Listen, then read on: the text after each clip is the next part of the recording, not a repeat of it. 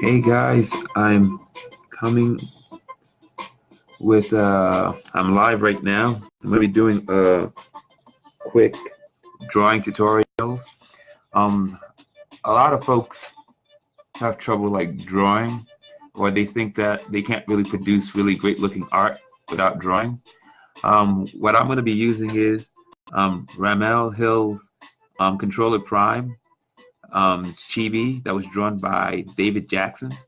So if you actually want to get one of your characters done in this chibi fashion, David Jaxon is out there. He actually takes care of that.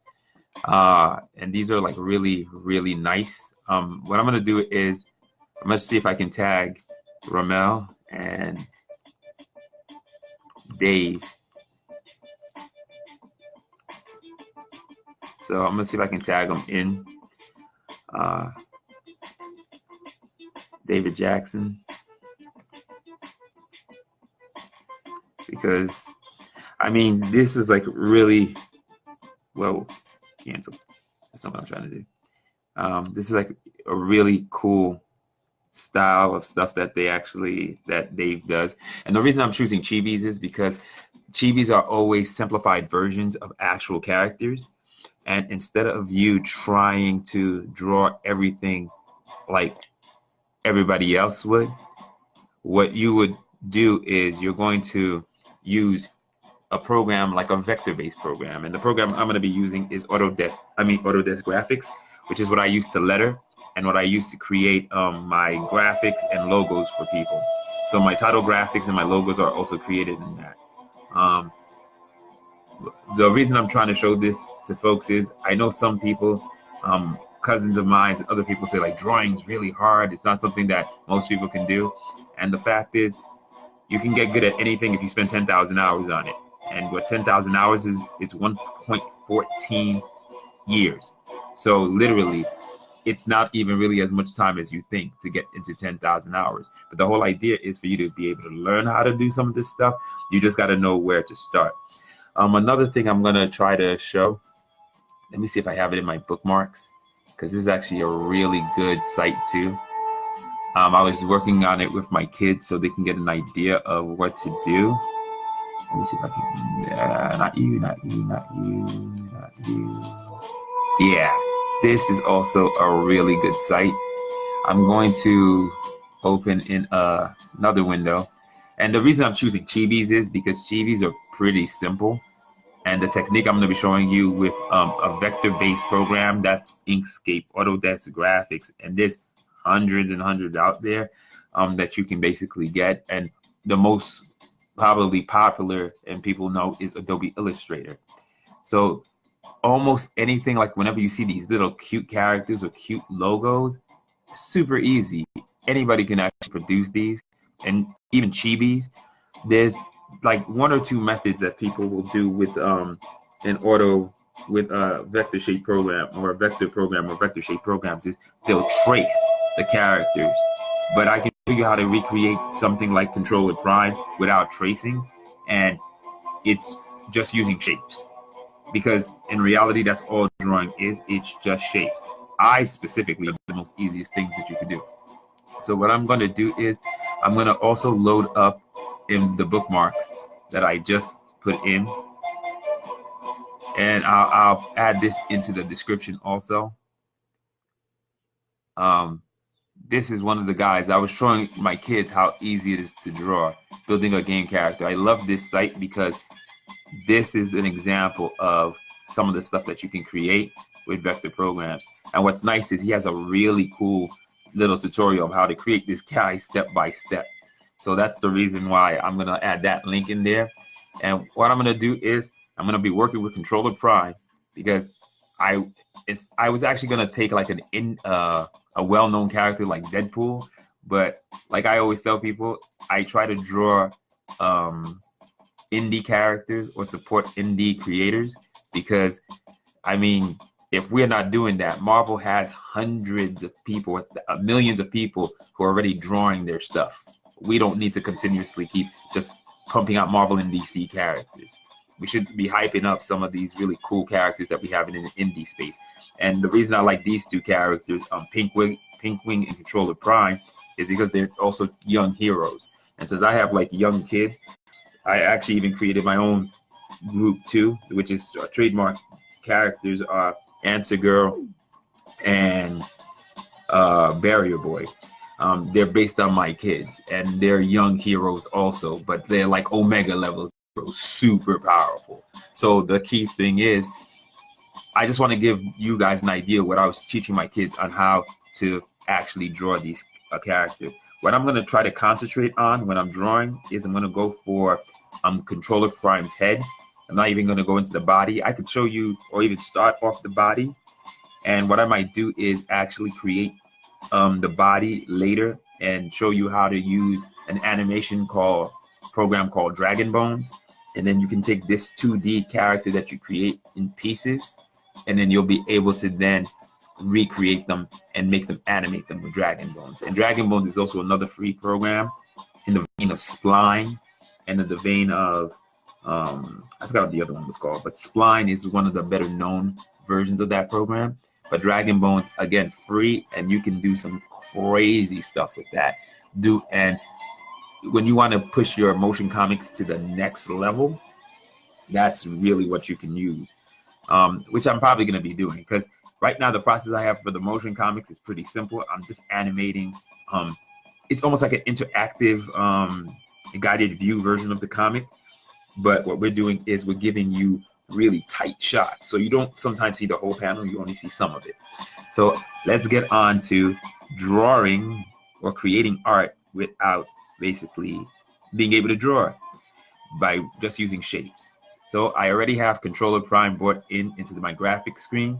So if you were basically using Illustrator or you were using Inkscape, Photoshop even has some of these tools, but I would say if you have a vector-based program, this is kind of what you would basically be using to set it up.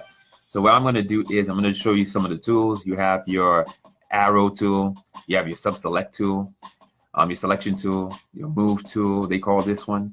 This is your convert tool, which is in some places called the anchor tool. This is your pen tool, brushes, pencil. These two I really don't use much. I don't use brushes and pencils much at all. And I do a lot of graphic design, stuff like that. So I'm just going to show you a quick idea of what you can do with a program like this. Let's see, I believe it's called, let me try this one. I think I saved it. Yeah. So there's a new movie we're working on. My daughter and I basically came up with this. This one is called Blood in the Water. And what's kind of cool about it is all this really is just using fonts and manipulating them as vectors. So that's kind of what I do most of the time. So you find a font that will represent what you're looking for, and then you'll basically generate this. So the way I do it is you have blood, a white version, and then a clean version on top. And this is how you generate all that. And the reason why this takes so long is because of all the vector shapes in blood. Blood is a very complex shape. So that's just a quick idea of what you can do with this program based on colors and everything that you can add. So on to Controller Prime. The tool that's going to be used the most here is going to be the ellipse tool and probably the anchor tool. And I'm going to be using the eyedropper like crazy, so if you're wondering. So the first thing is, if you look kind of at Controller Prime's head, it's kind of a circle. So the best thing you could do is, let's say I lock the Controller Prime layer, and I have a layer right here. I want my colors to have a fill, and since the most prominent color in Controller Prime's body and even at the character is this blue, so I'm going to create an ellipse tool, and I'm just going to actually kind of draw over Controller Prime just to get a circle or an ellipse around the right size that I want.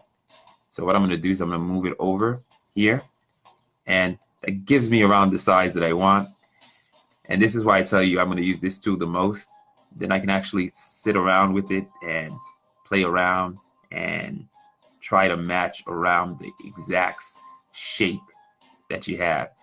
What's kind of cool about this tool is, if you're looking at it right now, I actually, just by making an ellipse, I got most of the shape of the head down already. And here's the thing that's nice about working in layers. If I just pull my opacity down a little bit on that layer, you can see under it. Now, what you'd say is, how do you get the rest of it to move? These points right here, these handles, if you actually play around with them, you can make the shape curve a little bit more and turn a little bit more. So the idea of what I'm doing here is, let's say if you want to create a character like Controller Prime, let's say you really can't draw, or let's say I can't even produce the work the way you see that Dave produced it, I can actually generate a shape pretty much with Dave's skill, but I'm using a simple vector program to copy or emulate what he did. So now I have Controller Prime's head. The next thing we might want to do is, let's say we want to do these eye slits that are right here, these eye spots right here. So same thing again, they kind of look like ovals. So I'm just going to do a quick ellipse tool and just shape it here. I'm going to do a quick ellipse tool, shape it here. And what I'm going to do too is, instead of just like copying it outright and drawing it exactly like what you see there, I'm not going to do that. I'm not even going to do what I just did before, where I try to match up the shape exactly. What I'm going to go for is, I'm just going to go for general sizes and general shapes of what you see there, just so I can get something that matches up pretty close when I'm done. So the next thing we're going to do is, I'm going to bring the, I'm selected in here, and then this tool, I want to make sure I'm on the fill. So I'm going to go onto the fill, the color fill. I'm going to pick, and what I'm going to do is, I'm going to create saying like that's the back of his face that's showing through the mask. So I'm going to pick this color and change it to that. I'm going to do the same thing here, color fill, and I'm going to pick this color. The way I could have done it to save myself a little bit of time, I could have just selected both of these shapes together, hitting shift, and I could have changed them simultaneously. But in this case, I wasn't really worried about that. So now I have Controller Prime, the eye slots pretty much set. If you want to also get this picture to look a little bit more like what Dave was doing, now what you start doing is, you can add in a stroke around it. So we'll add in a stroke to kind of mirror what he did. We'll do a stroke of 4. And on the inside, you can see that it's a lot thinner than 4. So we're going to put stroke of maybe about 2 looks good on that. So we'll do stroke of 4, stroke of 2. So now I basically have the eye slot kind of open. Again, if you really wanted to, you could use the anchor tool to flatten and change some of this stuff out. So now the next thing we're going to do is, we're going to go for the eyes. So we're going to try to use the shape that we see here. Go again with the ellipse tool, just to try to get our sizes around the same. And we know that the eye color is going to be white. So I'll take white here. Then I'm going to do the same thing again. I know about the general shape here is white. So now what we're going to do is, we're going to move our circles in to here. Now we have his eye in there, and we have his eye in here. So right now we almost have this completely done. Now we have his face, we have his eyes. Next thing we see is, we see his eye color, or his iris and his pupil. So the easiest thing to do, again, ellipse tool. And what I'm going to do is, I'm going to create one eye, and I'm going to show you another neat trick about when you're working with vectors. I'm only going to create one eye, and then I'm just going to copy I'm just going to copy the eye into the other one. So next thing we're going to do is, we need to pick the eye color. So we already have one eye already sitting out there. So we go into here, fill, eyedropper, and I pick that color. I have my eye done. Next thing I'm going to do, I'm going to take the ellipse tool again. I'm going to change it to black, the color. Whoops, Control Z. I don't want to change the eye that I'm working on. I'm going to click out. I'm going to do the ellipse tool again. And then we know he has a little circle for his what is this? This is your pupil. Now we're going to change the color. Instead of what you saw here, we're going to go to black. We're going to get closer just so you can see what I'm doing. I created a little circle here. It's a lot bigger than what Dave has, so I can actually just make it a little smaller, and then I grab it and I put it right here. Now I have my pupil. So my eye is a little bit bigger. Then again, you see that he has a bunch of little points where he has the eye is reflecting light. It's done with white. So I create one of here, I create one here, and I create one here. So what I'm going to do is I'm going to select all three of these. I'm going to change the fill color to white. I'm going to go to the stroke of it to make it not look so big. I'm going to go to the stroke. I'm going to bring it down to 0. I'm going to drag it back onto this picture so I cannot lose it in the white field. I'm going to make it a little smaller here. And then what I'm going to do is I'm going to drag it onto the eye that I'm creating. And same thing here. You want to make that pupil smaller? Drop the outline stroke also. Bring the stroke down to 0. So now what I can do is I can drag right here. Put that here. Drag right there. Put that here. Make it a little smaller because it's not so big in the other one. I'm going to drag right here. So now I have the eye. Now that I have this eye complete, instead of having to move each one of these pieces separately, I can now hit Control G. I make a group, and now I have an eye completely done. So instead of having to do this all over again, what I'm going to do is copy, which is a Command C or a Control C, and Command V or Control V, and I make my second copy of the eye.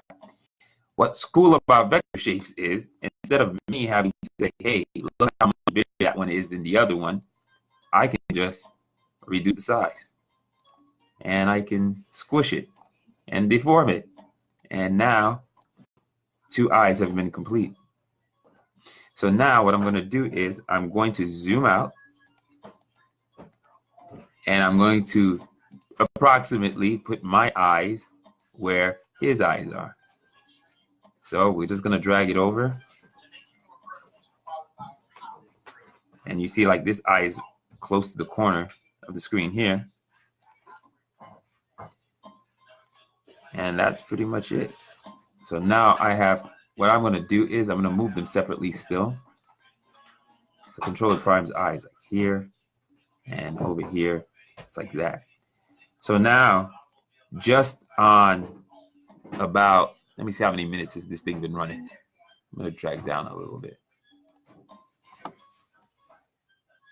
If I wasn't yakking all that time. So in about like 10 minutes, we kind of created the first part of his head.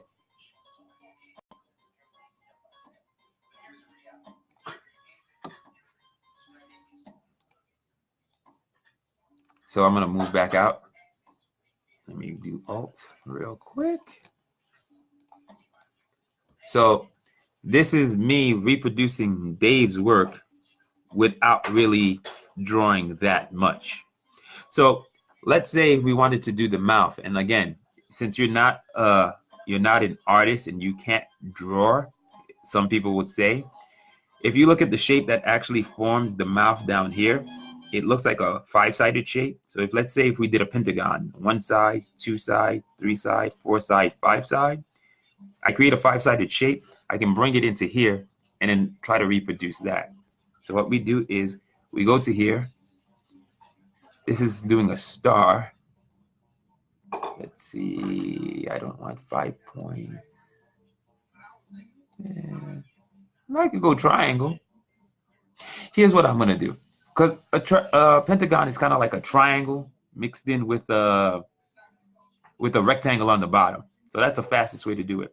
So what we're going to do is we're going to create a triangle that goes across here. And then we're going to create a rectangle that's going to go across here to generate this section of the mouth, right? So first thing we're going to do is I take this I'm gonna pick the color of his skin tone using my color picker. Then what I'm gonna do is I'm gonna come with my shape tool that I'm on right here. I'm gonna try to generate a triangle.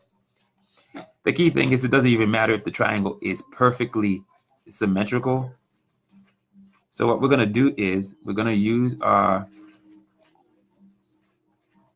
selection tool, and then we're just gonna try to match our triangle to just the general shape that you see here. Wow. And because of the way the tool is designed, and I didn't expect the triangle to be made of so many points, I actually can create my pentagon anyway. So I'll just add it here, and I'll move to here. So his general mouth shape is done. Now you say, wait a second, the mouth is kind of curved here, and it's kind of curved here. This is where your convert tool matters. Your convert tool can add those handles to anything to make it, to force it to become round.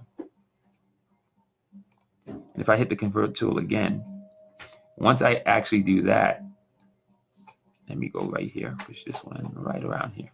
I'm gonna hit convert, hit twice. If I double click on it, it creates a handle for me. And that handle then allows me to make shapes rounder. And then I can do one, I can actually probably do it from here. Let's see if I can pull it off. Not move the shape. I'm gonna zoom in a little bit so I can just show you what I'm trying to do. So I'm gonna select here with the selection tool. I'm gonna grab that handle. And then what I'm gonna do is I'm gonna use that select tool and move that point a little bit over. This one, because it has the extra point, it's easy. So here's another trick you could do. If you don't wanna mess around with handles like that, you can go to your pen tool and add a new point here. And then you move with your selection tool up here. And now we kind of generate his mouth.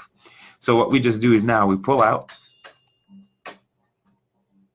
and we grab this and we drag it over to here.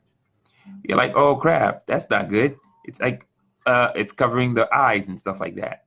So what's kind of cool about when you're working with vector shapes too, so I'm going to do something I should have done before.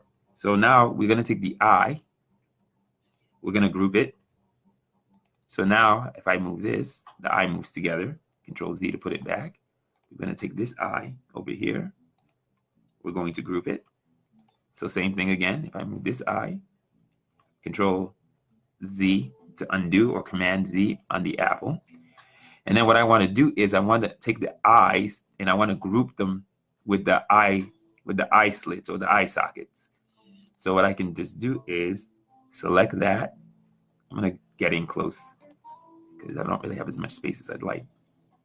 I'll do a shift again. Group that. I'll do shift, group that. Now this moves together. Control Z, and this moves together. Control Z. So now what we're going to do again is we're going to throw the mouth back in.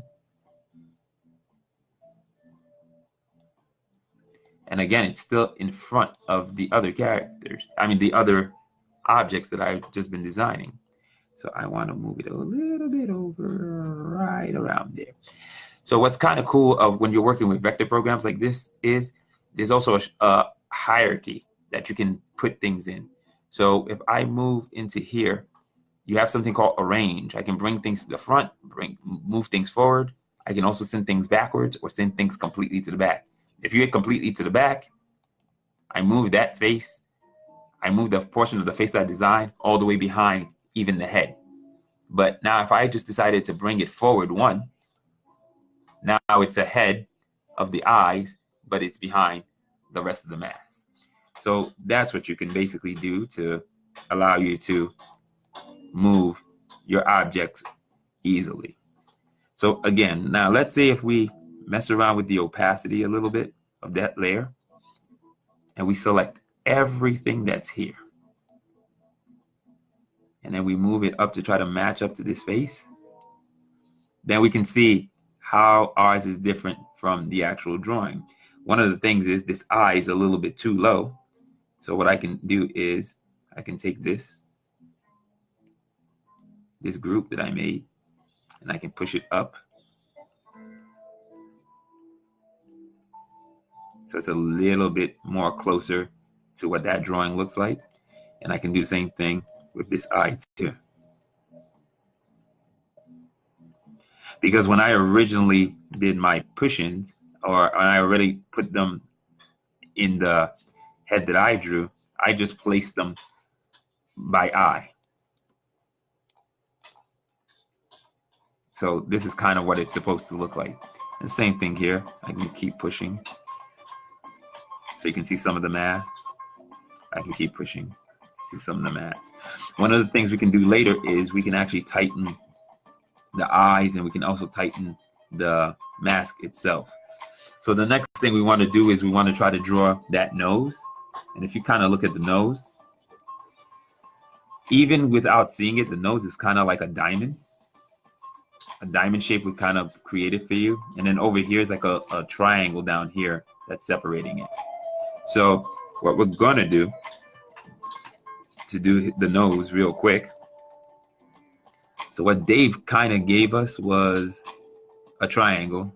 So I'll go back to that shape again. Add a triangle here. That's the color of the face. And then I'm going to do another triangle below to make that piece the shadow of his nose.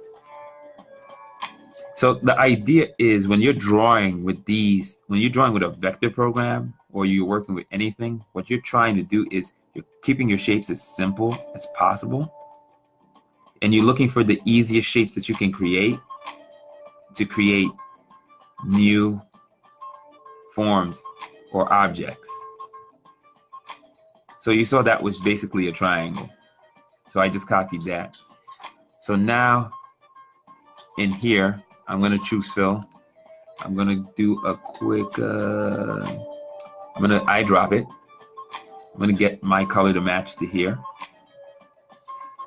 So I'm going to create his nose by now just coming to here.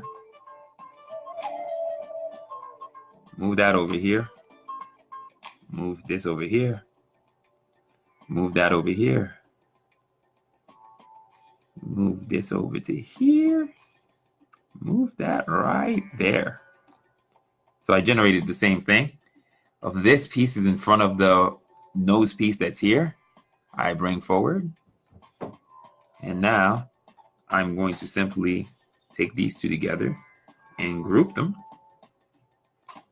And now we're going to do alt minus, minus, minus, minus.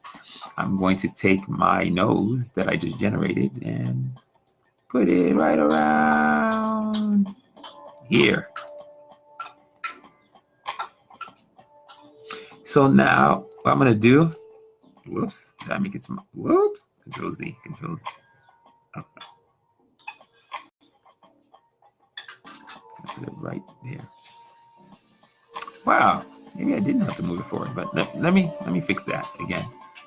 I'm gonna put this out. I'm gonna bring this one forward, and then what we're gonna do, we're gonna move a little bit up, a little bit down. All right. So now we have our nose shape. One of the tricks you can do too is because it's a shadow. So if you don't want it to stick out as much, you select here, just take your stroke, whoops, going the wrong way, bring your stroke to 0, and alt. There you go. So his nose is basically generated from the shadow and that one little triangular piece that we did now. Now the fun one to do is that mouth. If you actually look at the mouth in general, the mouth is an oval. It's just an oval with a few extra points. So what's kind of cool is you just take an oval, and we're going to fill that oval with black. And then we're just going to add an oval The what?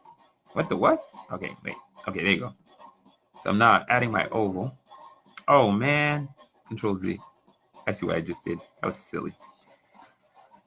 Always make sure you unselect before you start doing whatever you're doing.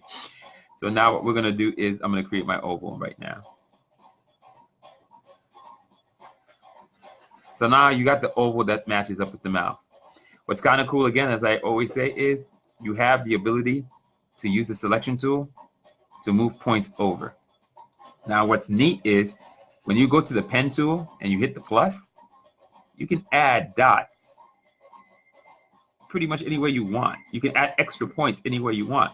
So now I have this point that's measuring, that's taking care of the mouth right here.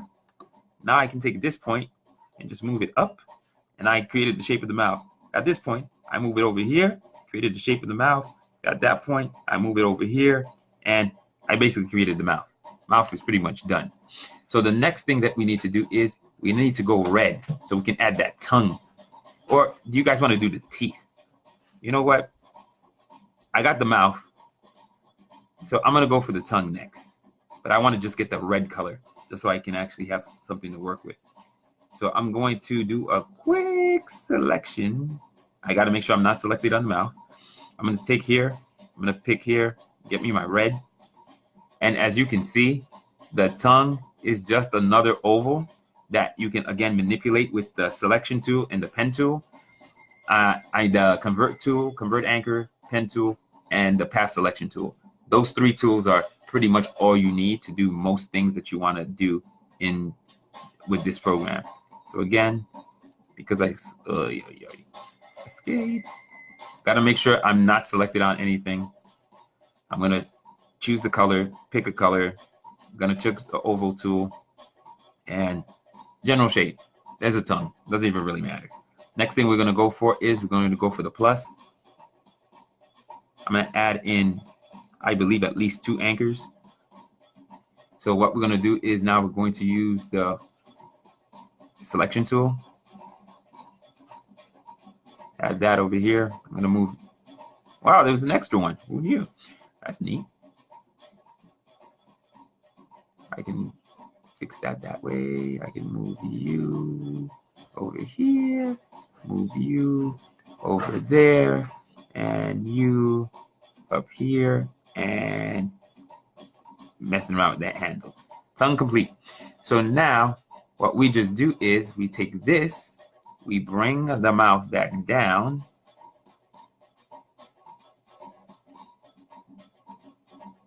and because the tongue was done second, the tongue is actually on top of the mouth.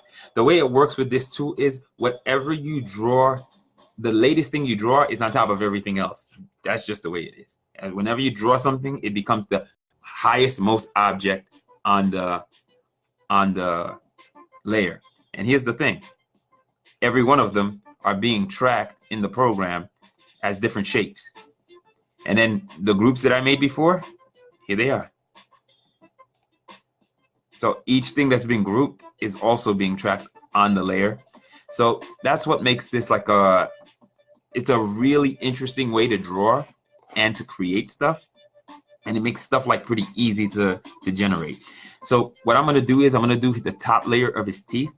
One of them, I can use that triangle that I've been using, and the other one, I'm just gonna use a straight up rectangle.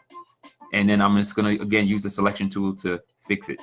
So what we're gonna do is we are gonna pick that. We're going to go for color. We're gonna choose white.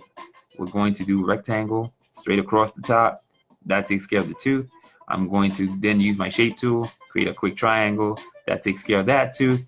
Then the reason I really don't care is, again, the mighty selection tool will allow me to simply drag my points to where I want them. So super easy, super fast. Right there, the tooth is done. So now we're going to fix this one right here. I use my selection tool, move over here, move over here. And because the teeth are kind of rounded, I'm going to use my anchor convert anchor tool to add that. I'm going to add the handles. Now it becomes a rounded edge instead. I go back to my selection tool and I just drag over. There you go. So now his teeth is done. Now what you're going to say is, look, there's two teeth. That tooth is like above that one. Another fantastic thing about working with vectors, I select both shapes together. The path tools, the combine tools. Combine tools have different ways you can actually combine a path. You can combine them together in a union. You can subtract. The one on top is going to be erased from the one on the bottom. You can do an intersection. Wherever they're overlapping is the only thing that's going to stay and everything else disappear. You can do an exclude. It excludes the two things that's overlapping between them. Or you can do a divide where it breaks everything into new shapes based on where the overlap is happening. Fantastic. My biggest tools that I use when I'm lettering, union and subtract. I barely use anything else. So, but divide actually has some cool effects. Like if you want to create a shape and then you want to cut it by adding other shapes on top of it, that can do really cool stuff if you need to cut something and then make it fall apart in pieces. Instead of you one by one drawing 1,000 pieces, you can actually divide something into multiple shapes that way. So now I have my two pieces of the teeth together. Oh wait, I'm gonna add, before I do this, I'm gonna add one more anchor point right here. And then, let me see if that worked. Nope, you gotta delete, you gotta make sure you select it first, then go to your add anchor point in your pen tool. Once you finish adding your anchor point, I'll move this one down here a little. And there you go. So now we have the mouth and the teeth look pretty much similar to that. So next thing we're gonna do, I'm gonna go union. That's not a really good union because I don't like the way that looked. So what I'm gonna do is I'm gonna make this tooth just a little bigger. And I'm gonna use this tool to drag it in just a little bit more. So now when we do the union, it should be a much more solid, complete union. And there you go. Now the teeth are done. So now the next one we're going to do is do the teeth down here. You know what? Rectangle here. Rectangle here. Oval here. So first one, I'm going to do the oval. Close enough. I'm going to do a really long rectangle. That covers these teeth. And you know what? I'll do a rectangle right here. That covers those teeth. Why am I being so uncareful about it? It's because, again, I have the selection tools, and I can actually do a lot of the work really easy. So once I select this, I go to my pen tool again. I'm going to add a dot. I'm going to add a dot. That's going to take care of most of my problems. I'm going to pull down here. I'm going to pull down here. That took care of that mostly. I'm going to move over here. Anytime you have a curve and you want to handle it and you don't want to use the path tools, if you're not comfortable with that, you just take your pen tool, add an anchor point, and then drag your new anchor to where the curve happened.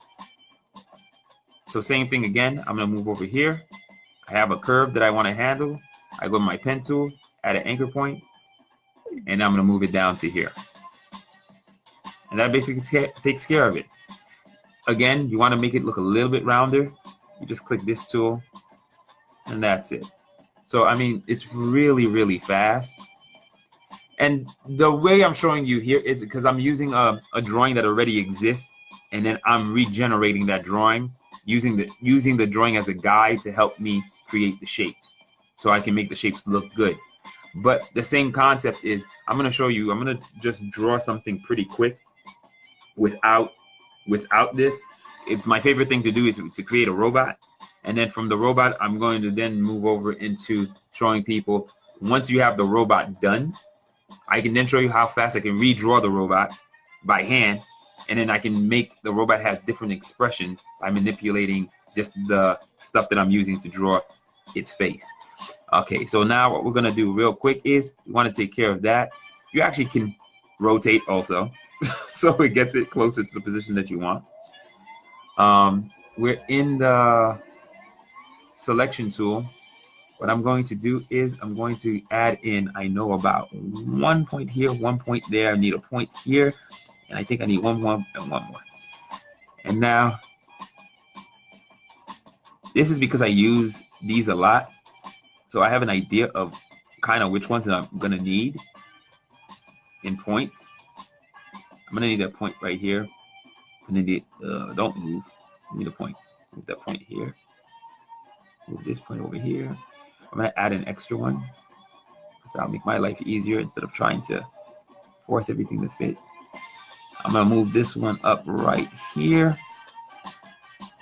All right, I'm gonna add an extra point down right here so I can actually make this part over also. Because the funny thing is, what you could do, you could actually take the pen tool and sit down and trace this, what do you call it, dot by dot, and try to recreate this also. That's the other method. I just find that like mad inconvenient and really time consuming. So if you just break down your object into just shapes of what you're seeing, you can generate the images a lot faster. So what I'm going to do is I'm going to move these two together so they overlap, because I'm going to do a union to get the two done. Or maybe if we don't do the union, I can do a grouping to get them together, because yeah, there's actually the mouth overlaps over here. So same thing over here. We take our oval, we rotate. Can I rotate? No, I can't. So I'm gonna take it and start distorting the shape to kind of match what I'm seeing here. If in reality, when I draw, I'm kind of doing the same thing. I'm looking for shapes. I'm looking for easy things to do. That's how I draw everything. The way as an artist I think is, well, how can I simplify that shape so I can draw it quicker? That's pretty much all I'm doing. So like when I look at a hand, I see a hand as a series of rectangles, and yeah, it's a series of rectangles, and maybe if you want to get more complicated, you throw an oval here and there. But a hand to me is a rectangle, 1, 2, 3 rectangles, and I'll show you what I mean by that when I'm just doing some quick sketches, just to show you some of the ways you can also learn to draw.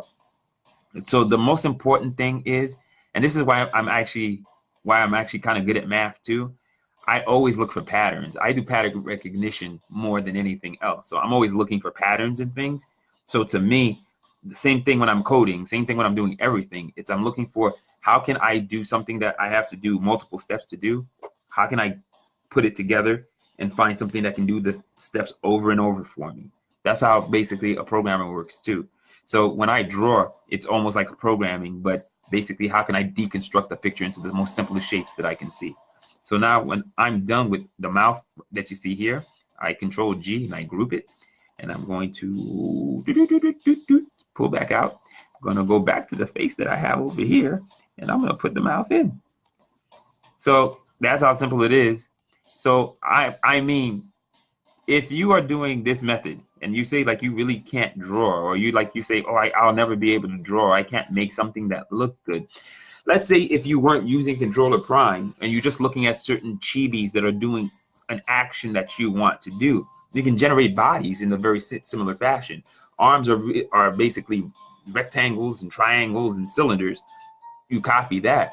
So let's say you design a look for your character, like by taking 3 or 4 other chibis that you see, like you like the hair on that one, you like the eyes on this one, and stuff like that. You can actually create a nice broken apart character that you can then put together and create something that looks really cool. I'll make his mouth bigger. So the cool thing is, that's Dave's drawing. You can see Dave's drawing right here, which is fantastic. And this is me aping that drawing with just shapes. I'm not really drawing anything. I'm just making shapes that are very similar to the shapes that he has to draw. Like if I was to challenge somebody, what shape do you see here? It's definitely an ellipse. So that's all you're going to do. What we just do is, again, because of the way this tool works, I'm just going to pick the color that's there. So there's my color. All I have to do now is, in general, and this is why I like the sub-selection tool here, is I move this a little, and I move that a little. And that's it. I'm not really doing detail. Like I'm not adding in things like the eyes being angry. I'm making it more like yelling, like, oh my God, I'm scared. But still, if you weren't able to draw something like the way Dave can draw or Dave Jaxon can draw, but you want to create something that looks very similar to what he's doing, this is a way for somebody who says that they don't understand the idea of how to draw to basically implement that. And what I'm trying to explain to you is, like right now, even though this is controller prime, I'm going to show you, I'm going to take the face, the mouth, and the eyes, and I'm going to create my own nose on a whole nother face, and it's going to look different, but very similar to what you've seen. So I'm going to generate a new character out of that head. The last thing I'm going to do, and then I'm going to call it complete, is I'm going to add in the ear, and I'm going to add in the fin on the top of his head. And again, I could sit down and add in these little lines of details. I'm not going for that. I just want to show you the general idea of creating the character. Even the line on his helmet, it's pretty easy to add. I have a line tool. I can just add it that way. So what we're going to do is we're going to control G that one. So that's complete. And let's say you really wanted to add the lines. Vector programs are fantastic. I put the line at an angle here, and I take this line and I put it at an angle there. So yeah, there you go. I just reproduced the same thing. What I'm going to do is I'm going to ungroup this, Control G. Ooh, I have to do it this way. I'm going to ungroup it, and then I'm going to select all of them again, and I'm going to regroup it. Now I have the little ear shot for controller prime. I'm going to add his ear down right over here. There you go. What I'm going to do with it is, what you're looking at here, I'm going to try to fix the mask a little bit so it's close to the mask that you see there. So I'm going to use the selection tool, the path select. Ooh, got to get you out of the way. I'm going to use this one, and I'm going to push, whoops, Control Z. So I'm going to get close. I know what's going on here. This is the one thing about when you're working in a group. If you double click into the group, now you're into the first level of the group. Now I can actually select the specific thing that I'm trying to work with and push it in. Then if I go in here and push another level of the group, then I can push the eye in also. Then remember with the eyes, they look kind of a little bit more oblongish. That's how you take care of that. So now I go to this other group over here. Same thing. They're a little bit more straight, and you still see more of the mask. That takes care of that. I go to here. I push this a little bit more straight. See more of the mask. The thing is, I kind of remember what the drawing kind of looks like too. And I know, and I've been looking at it for a while, so I know that it's a little bit more squish. It's a little bit more straight. But this, you can do all that. It's really not that hard. And that's the key, is when you start to draw, you start figuring a lot of these things out. And all that makes a picture look different is the amount of detail that you choose to put in it. So all right, we added this. And the last piece is the fin. And I'm looking at this fin. I'm going to cheat. I'm going to do it with an oval. And the reason I'm going to do it with an oval is because of the cool tool that we have, the ability to push the tool, to push the image behind the other one. So what I'm going to do is I'm going to go for an oval. And what we know is the color is like so. And what I'm going to do is now I'm going to use the selection tool again. I'm going to move this over to here. I'm going to move this one down to over here. I'm going to move this one over to here. I think there's two pieces. Yeah, this is what's kind of cool. I never realized that the oval is actually made of 5 points and not just 2. So it allows you to manipulate more than I would have thought. So what's going on here is both of these 2 points right here, these anchor points, they have a curve on them.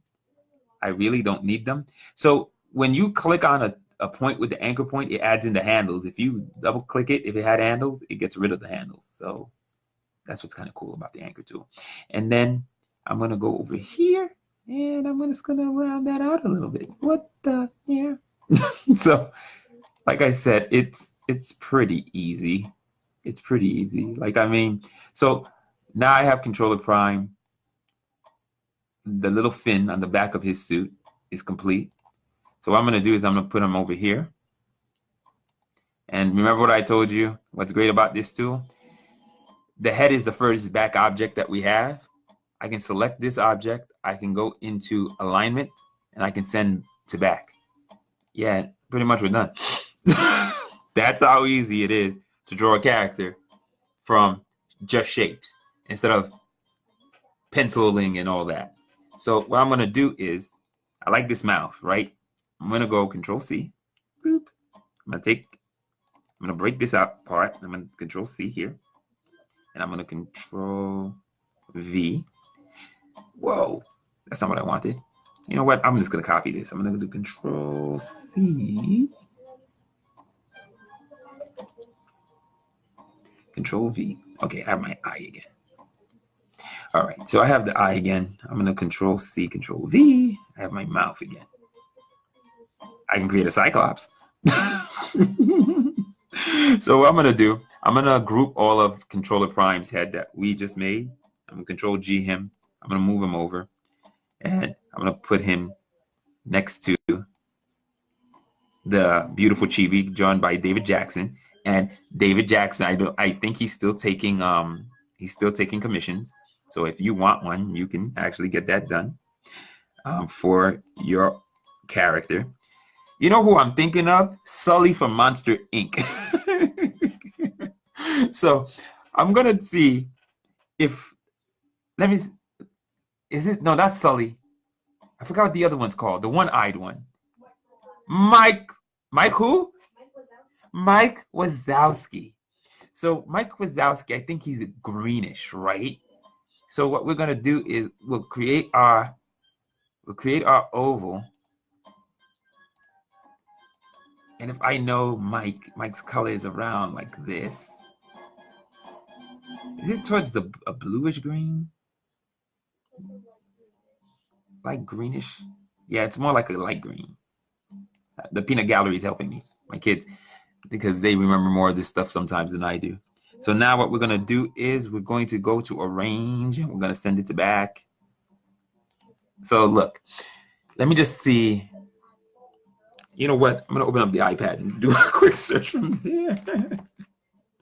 I just want to see if I can find him, just to get an idea of what he looks like. Because the thing is, I don't remember everything about him. This is going to be Monsters Inc. So what I want to try to do is just do a quick, there he goes. Okay, so he's a little bit more egg-shaped because I'm actually looking at a reference from my iPad. So what I'm going to do is I'm going to pull him up a little bit like this.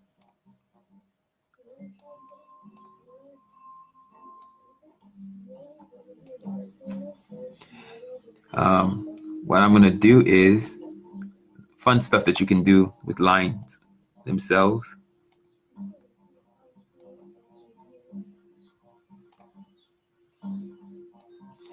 So one way you can make a picture look like more, you can add little details.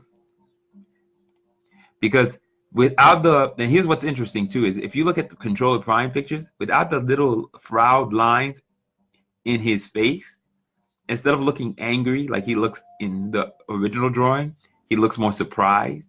So that's another thing that's so interesting about drawing that folks don't realize.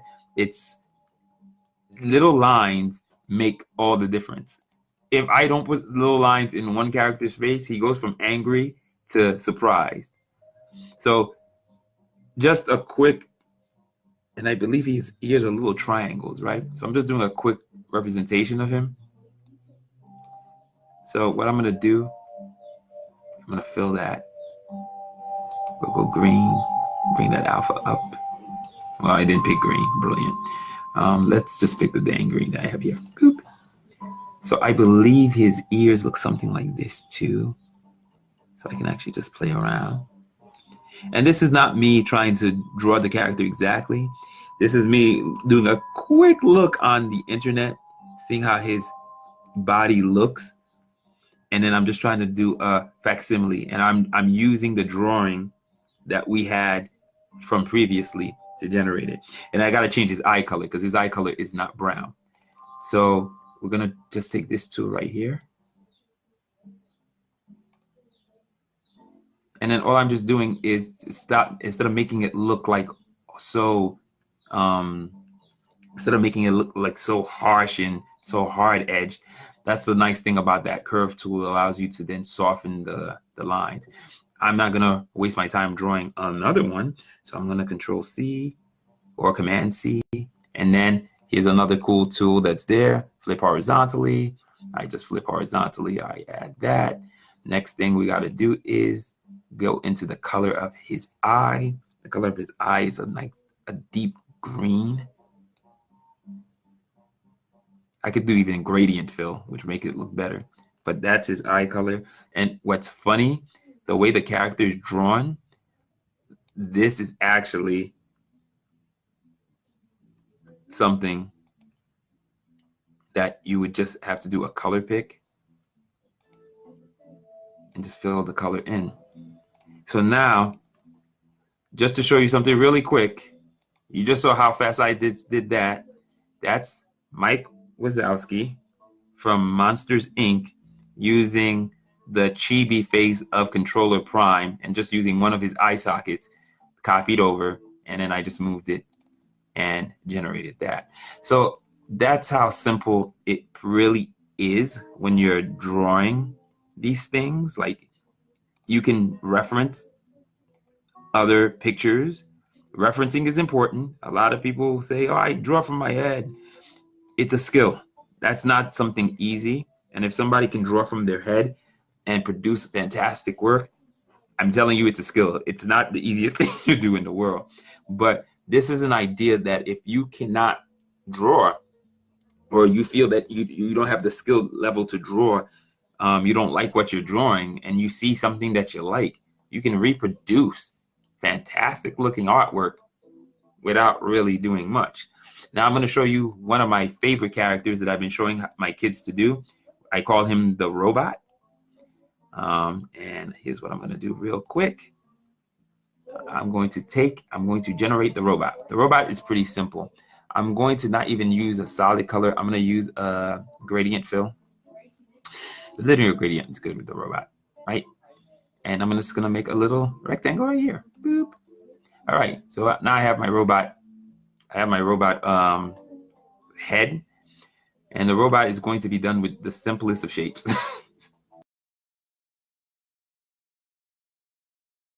I'm going to create a really simple robot with 1, 2, 3, 4, 5 shapes.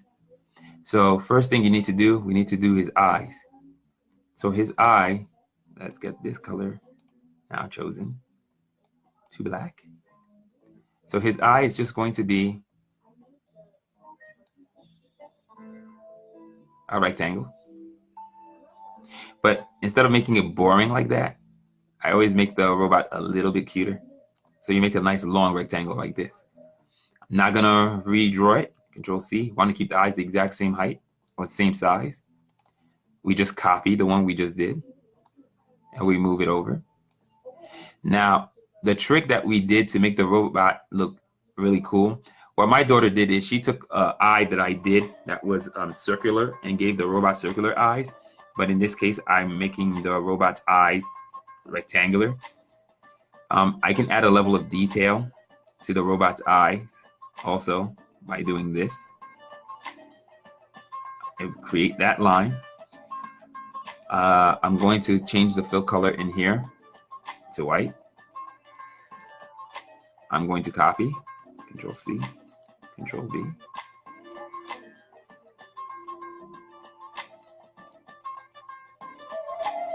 Now that I just did that, and I have my robot's eyes, let's go crazy. Let's create the robot's mouth. We're not going to go white. We're going to go black again. And the reason I'm choosing this robot is, I'm going to show you then, if I want to draw that robot, all you have to be able to draw is, or I can represent the exact same thing that you're seeing here as lines instead of them being represented as blocks. But these are just rectangles. Then the next thing we're going to do is we're going to select the robot's head. We're going to then choose another rectangle. We're going to make an antenna for the robot. But instead of it being a gradient, also, I'm going to go back to a color. I'm just going to choose a gray, a dark gray. What I'm going to do is I'm going to go to here, and I'm going to just skew the antenna a little bit. I'm going to send it to the back. And then the last piece of the robot is that part of the antenna is the diode on top. And this one, I'm going to use a fill color that's a gradient. But instead of doing that, what's also nice is there are like pre-designed ones, and I kind of like this one. I like the orange one.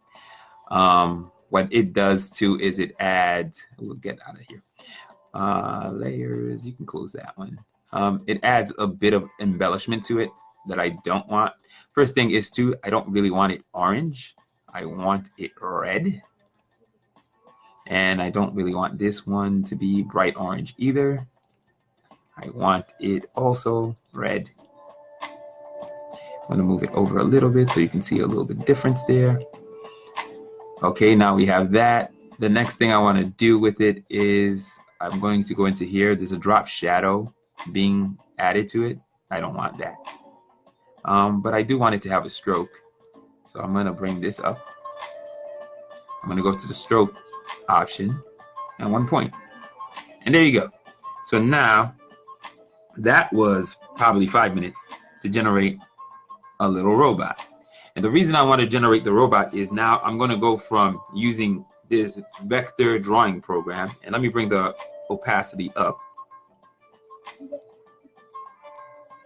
So as you can see, I chose indie character Controller Prime by Ramel Hill, and his books are out with short views, so you can go check those out. This was a chibi drawn from by another fantastic artist, a really great indie creator. A lot of guys who do indie books get them done by David Jaxon. He's the guy who created this chibi, and I believe the commission price for chibis of any character that you have is like $15. And I think he's done nearly, the last count, I think he was close to 80, because I know he passed 50 a long time ago. So he's closing in on 100. But these are like really, a lot of people like these, and for every character, $15. So if you have $45, you can drop down. You can get 3 of your characters to run chibi. Once I have some pennies laying aside, maybe I'll have him do some of my favorite characters from my universe as chibis also. But right now, I'll send some work towards some customers towards his way. But as you can see, this is the original picture. That one is the chibi, and the reason I chose a chibi is because the chibi is a lot less complicated than a full-on Marvel drawing comic book or even Batman. But the funny thing is, everything that you saw me do to create this chibi can be applied to any piece of art that you see. And the key thing that's important about art is breaking them down into simple structures. So this guy that you see here, he is drawn in a group that has his mouth, that has all of this information. The robot you're seeing here, it's 1, 2, 3, 4, 5, 6, 7, 8 shapes.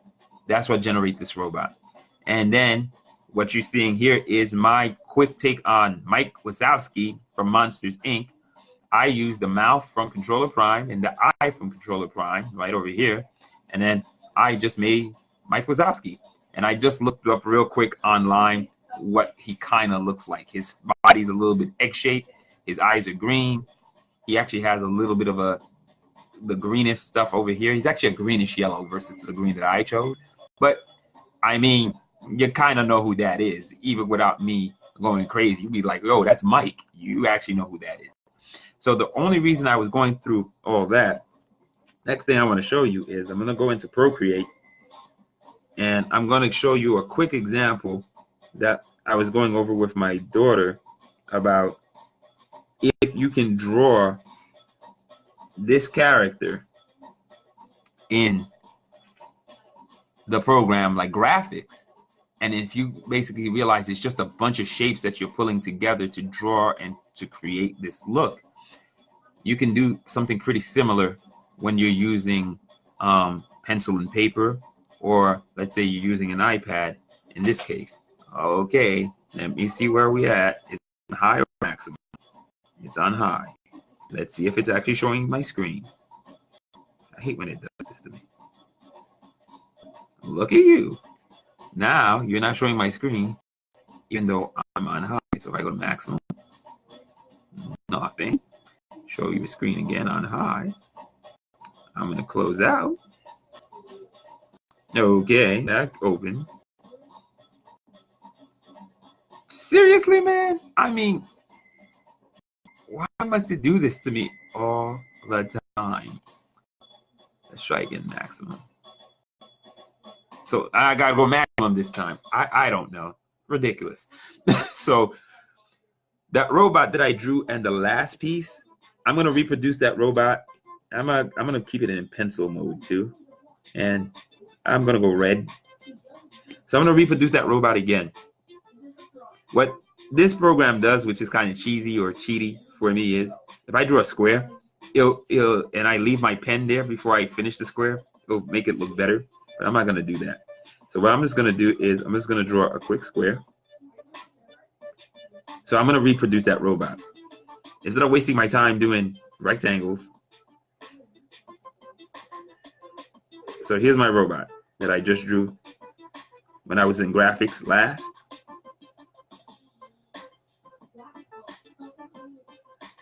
Same concept. Robot is just done using lines. If I wanted to even add that little details that you saw before, I just can do this.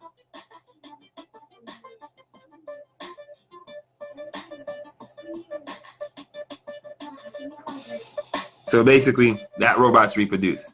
Now, here's what's cool about the robot. So let's say if you wanted to do expressions on the robot.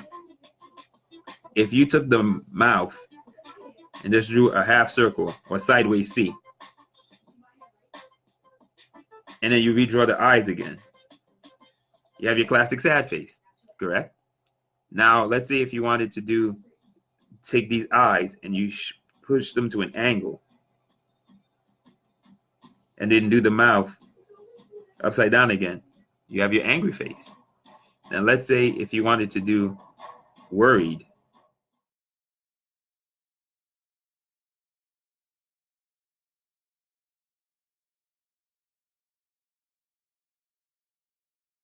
I'm just going to keep showing you a bunch of different faces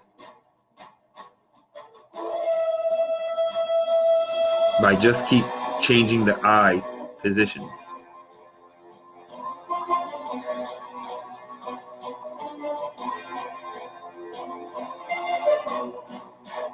Now, why am I showing you these faces?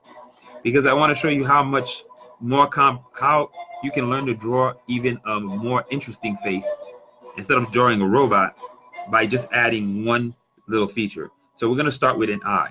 So let's say if I wanted to draw an eye. So my robot's eyes right now are drawn as lines.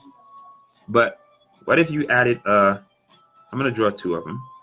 Let's say you have his eyes like this. But what if I add a dot?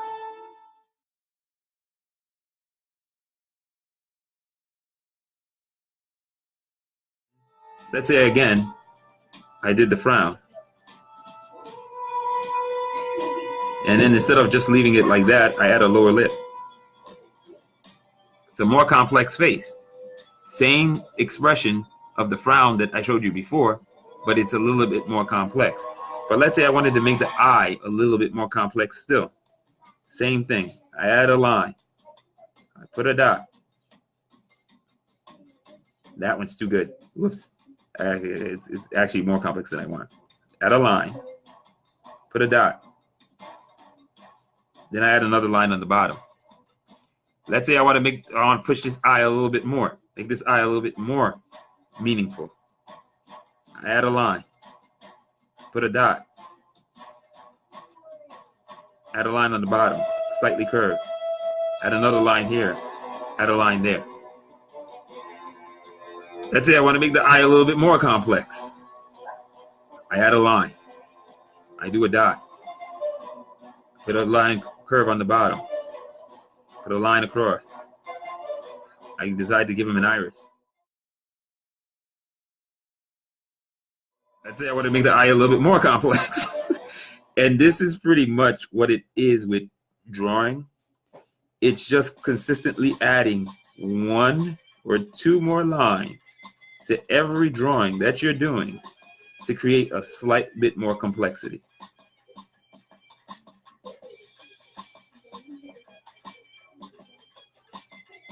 So pretty much all an eye is 1, 2, 3, 4, 5, 6 lines and a dot. That's pretty much an eye. It doesn't get more complex than that. Funny one. Let me show you another super easy thing. The nose. So I'm going to create my eye guys again. Simple ones, the simplest ones, or the robot with his eyes in almost angry or flatlining. So now what I'm going to do is I'm just going to put a line here. So like this guy is like not happy with you, right? So instead of it being a robot, I want him to be a person. I'm going to add a nose. That's a simple nose. I'm going to do the same face again.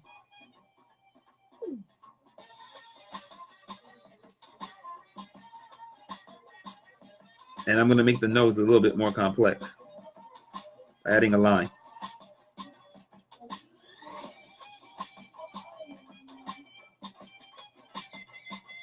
I'm going to draw that face again. I'm going to make the face a little bit more complex because I'm also going to add a lower lip. And I'm going to make that nose a little bit more complex again.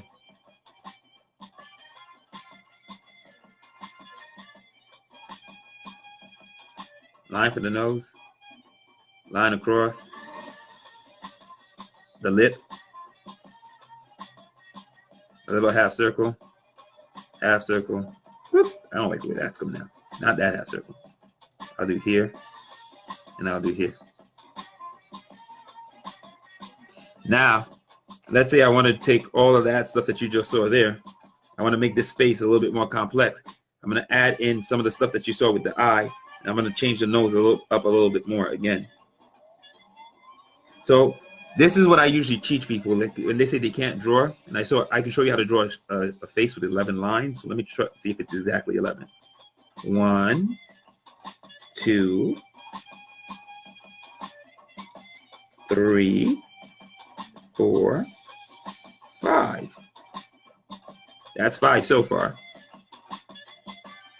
6, 7, 8, 9, 10.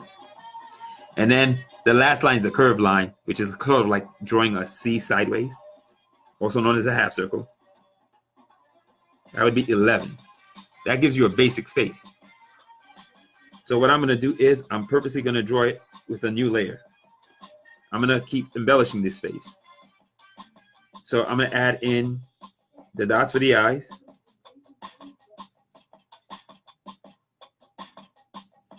The line for the nose.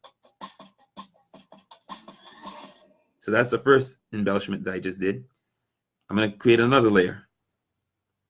I'm going to add in another embellishment. I'm going to add in the lower eye. I'm going to add 3 more lines for each part of the face. I'm going to start making this nose look like something. Slight curve.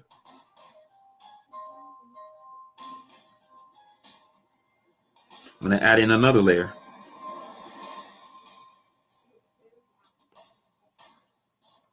I never even put in their eyebrows. So I'm going to drop in eyebrows. I want him to be ethnic. I'm going to make him look like a black guy. Pretty easy. The letter M.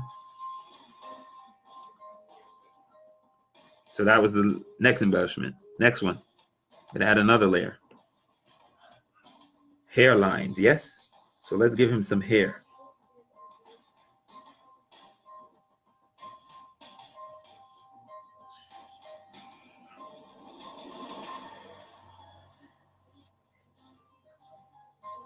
So I just want you to see 1, 2, 3. So this is 1, this is 2, this is 3, this is 4, 5, 6 line. And I'm just going to finish it off with a round line again. So 7 lines with a half circle as my 7th line. So I just generated hair for him, yeah? We'll add another layer. Next layer, we're going to do ears. There's certain rules that you also learn when you start drawing a lot. So the way they usually teach you how to draw is you put a line across here. You put a line across here. I mean, you put a line down this way to try to center the face. And then what they usually do is they have a line going across here. The reason we have those is actually a proportion for the ears that you're drawing. Ears are basically C's. 1 C drawn backwards.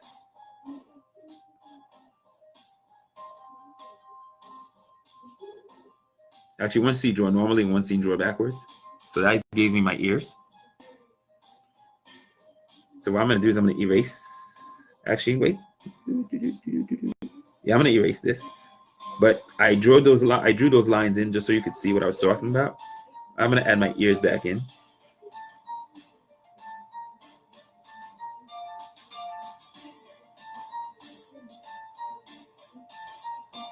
Okay, so let me see what's on this layer. Layer so far it's ears.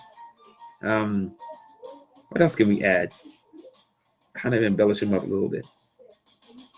Well, he already has the superhero jaw, so we'll start adding the cheekbones on him. The cheekbone effect, and then that classic square jaw effect. So 2 more effects added. And let me see how many lines that is. Ear is 1, 2, 3, 4, 5, 6. So I added 6 more lines. All right, let's see what we can do next. So I'm going to go up into his eyes and give you a little bit more detail on his eyes. I'm going to add in the iris. I'm going to add in the eyelid.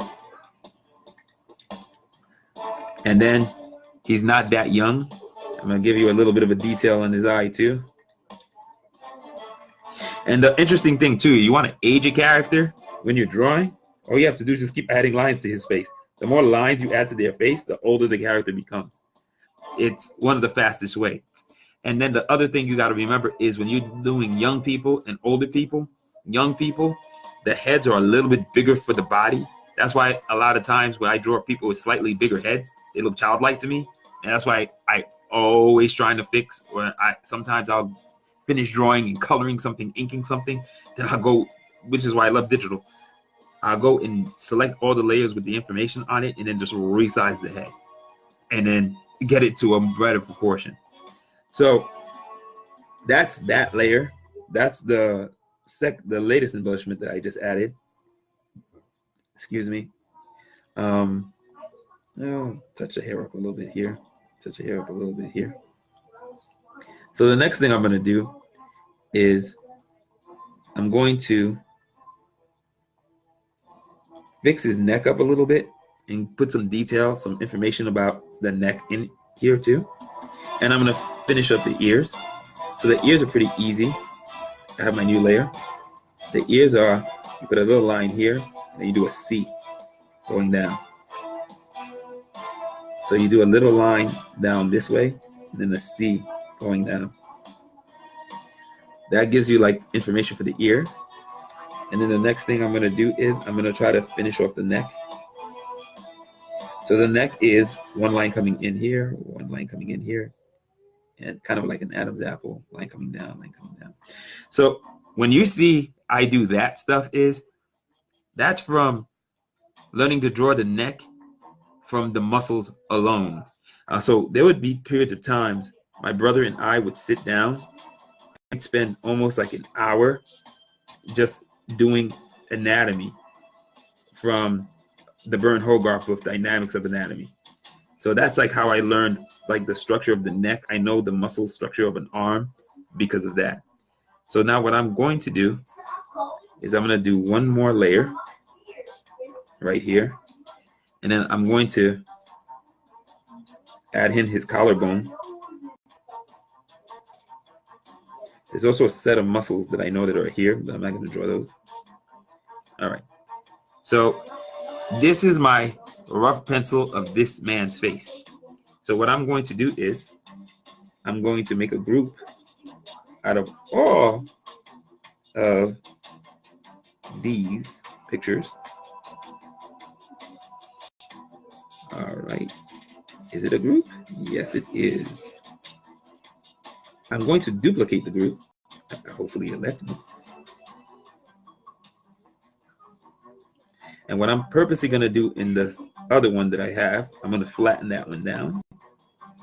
And the reason I just did that is because I want to take this and I want to show you a process that after you finish drawing this really fun character, the next thing you can do with him is you can ink it and embellish it and fix it. So like this is like what an inker does, because everybody's like, what does an inker do? Doesn't he just trace? No, what an inker is supposed to do is he's supposed to go over the line when it's going to be reproduced for art. So it's very clean and dark lines. And then the other thing an inker can do is, let's say this is the way the artist drew, the way I did that. The inker can tighten this up a little bit. He can give the draw a little bit more contour. He can clean up some of the lines, and he can get rid of some of the extra detail that's there. So what I'm going to do with this character in this new layer that I have, I'm purposely going to select him. Whoops. I'm going to select him now. I'm going to add. And I'm going to do a cut and paste. So he's on his own layer. I'm going to get rid of every other thing that you see here. I'm going to take him and I'm going to make him a bit bigger. Yeah. Now, when you're inking, just to give you a quick idea, you actually reduce the opacity. And then what I like to do too is I go into black, and instead of using the pencil that I was using, I'm going to switch into a vector pen tool. So now what I'm going to try to do, and again, this is the one thing when you're working digitally. Straight. Now you straighten them up a little bit. Wait, under.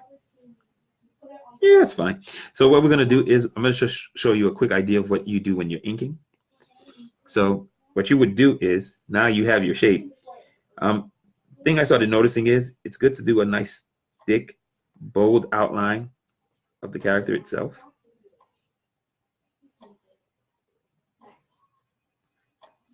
Everything on the outside, this is something I started seeing on Superboy New 52 comic. And I kind of like the idea. And the thing you're also doing is it's going to help you generate different line weights. Before I had the Apple Pencil and the iPad Pro, once I learned about different line weights, my drawings actually started looking better. I still hadn't figured out certain things about shadowing yet, but the general idea of just changing the weight of your lines in your drawings creates a nice varied look. So let's say this is my artwork, and this is really what I was thinking when I was working on it. I actually wanted this to be a little bit rounder. I didn't really want his jaw to be really a straight square. So this is how I really want the jaw to look.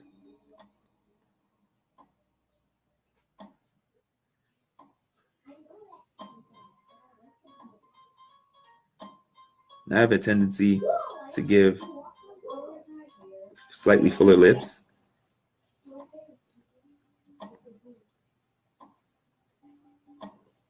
And I won't make that reach the whole bottom like you saw before.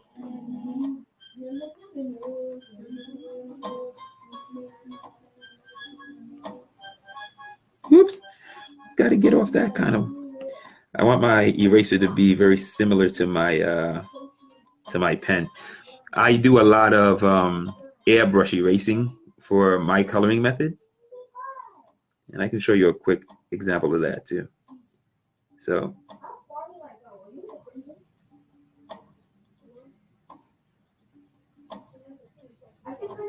this is why, like, when you start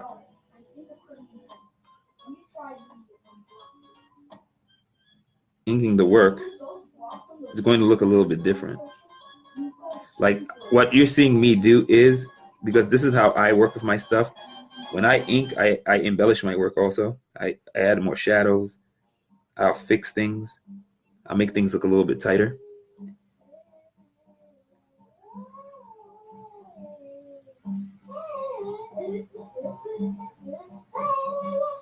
So there's certain things that I like to do. Like this is one of the things I like, showing light in the eyes. It's just a crazy thing that I like doing with a lot of stuff that I do. And create an eyebrow.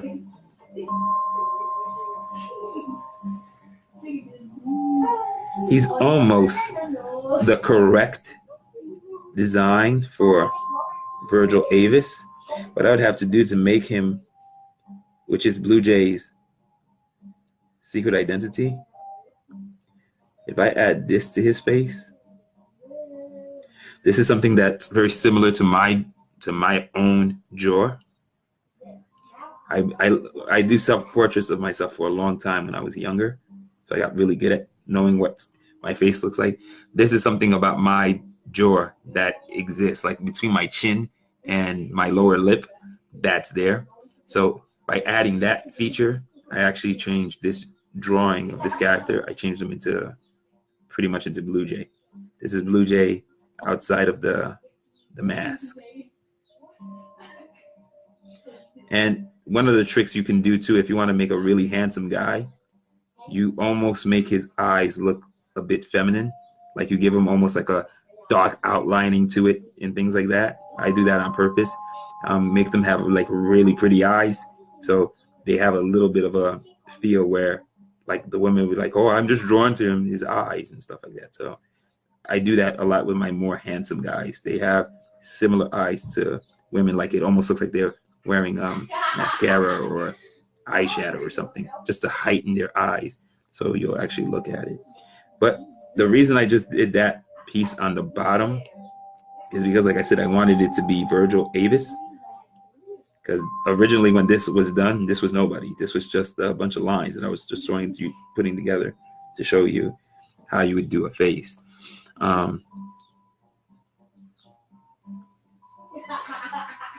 Just to make this correct.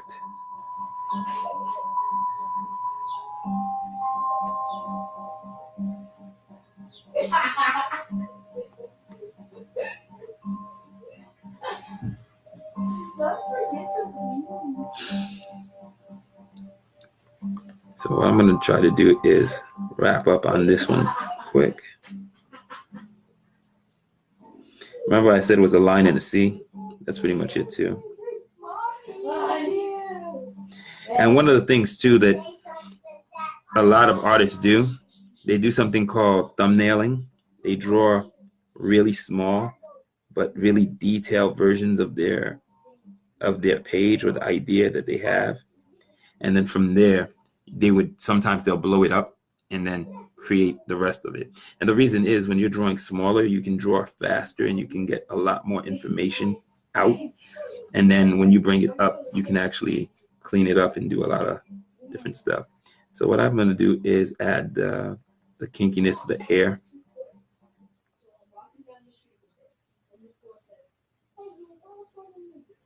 So Everything else that you're seeing me doing here this is just embellishment or things that I've learned over the years drawing, or in the last few months drawing, because I've gotten a lot better in the last few months.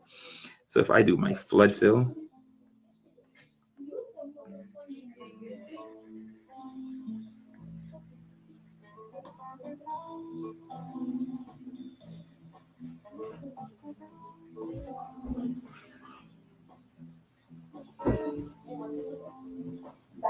I mean, the jaw is a little bit bigger than I'd like for Virgil, but in general, this is pretty much him.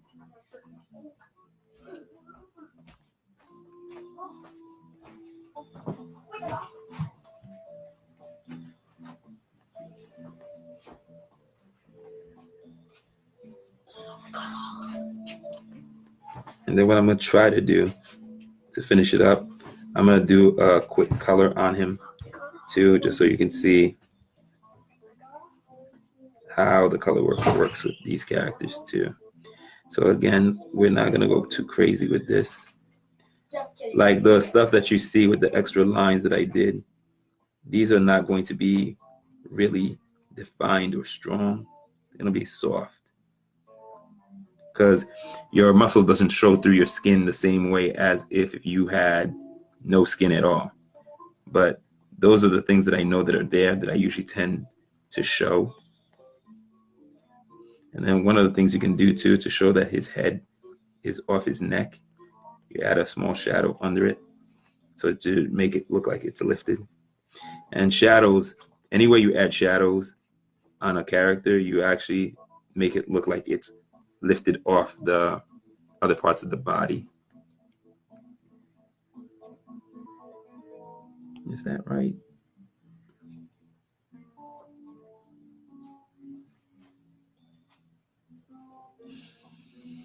So, oh, here's a thing that I do every time I draw a mouse, especially with it's with everyone, but specifically with ethnic characters.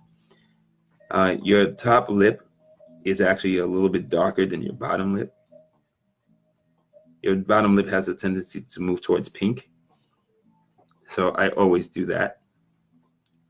I'm going to add some shadows here.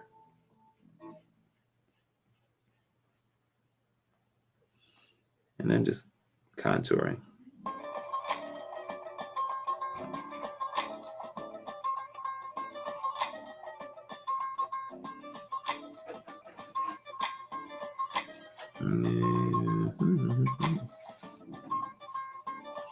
And the trick that I found out too is the reason I started inking like this too, that I use lines instead of like hard dark shadows in most places. The lines allow you to curve things, and then it gives you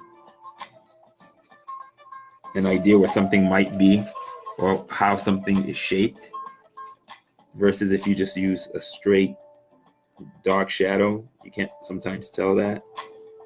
And that's why also if you watch folks who draw their stuff, they will usually feather the darkness with lines at the end to show you those different levels of color. So let's see.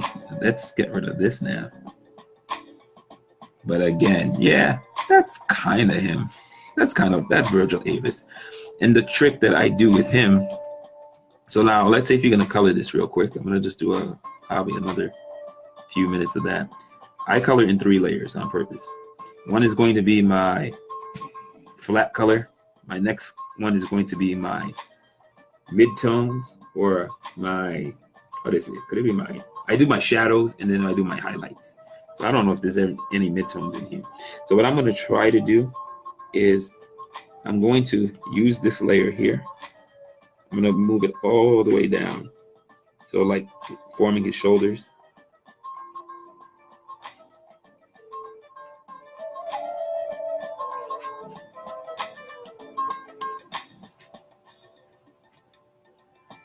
So I'm going to add his shoulders in, just so you can see an area where I'm going to take this image that I have here. I'm going to use it as a reference. And this is just my own trick that I like using, so I can actually manipulate the layer quicker. I'm going to use orange. I'm going to flood fill. I'm going to select. I'm going to inverse the selection. And then I'm going to color the background now. So I'm going to fill everything that's not within his body. I mean, everything in his body, a specific color. And I'm going to go brown on the darker end. I'm going to go fill. Whoops. I swore I inverted that selection. That's my problem. That's the thing I never understand about this. Invert. Thank you. Fill. So this is the fastest way to color something, have it all done in one shot. So now the next thing I want to do with it is I'm going to color specific parts of his body, specific colors that I want. So now his eyes are golden. You have the whites of his eyes. So what you're just going to do is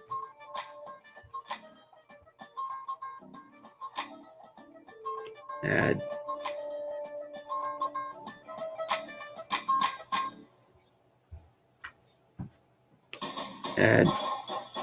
switch that to white. Just say fill. That's already done. Next thing you do is you go back into here.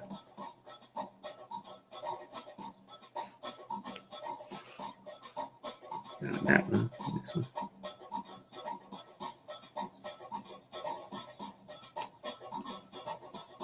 Yeah, I'll use here.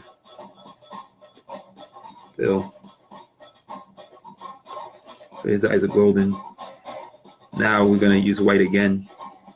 So anytime you see these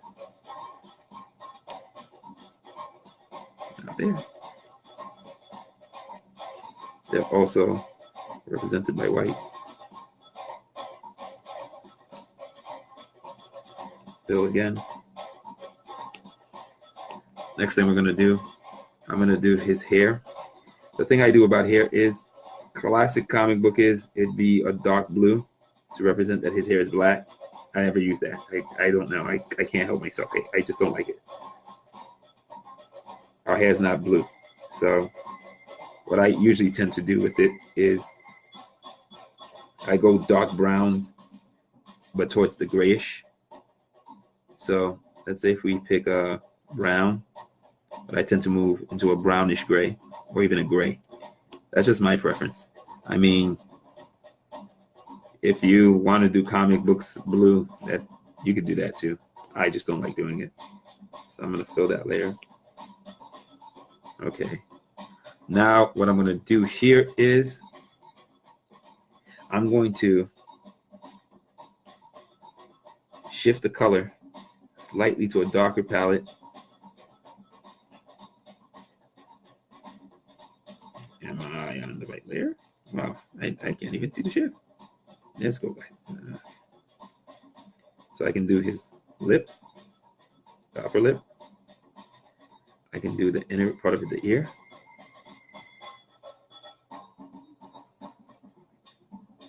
And even touch some of the shadows. And the way I'm going to do that is I'm going to use an airbrush because I don't want it to be so too big. I don't want it to be so strong.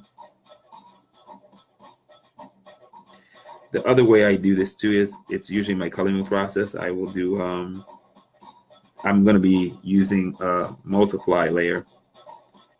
I could have done it there too, but I actually like sometimes doing it this way.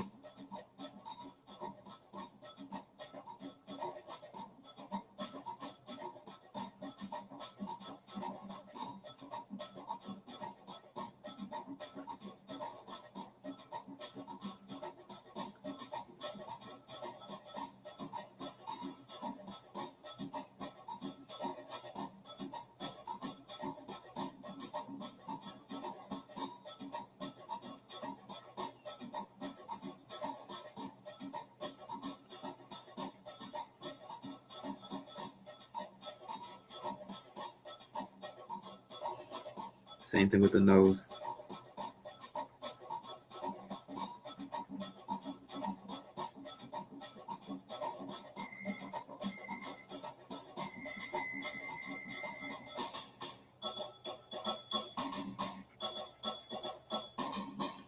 So let's see.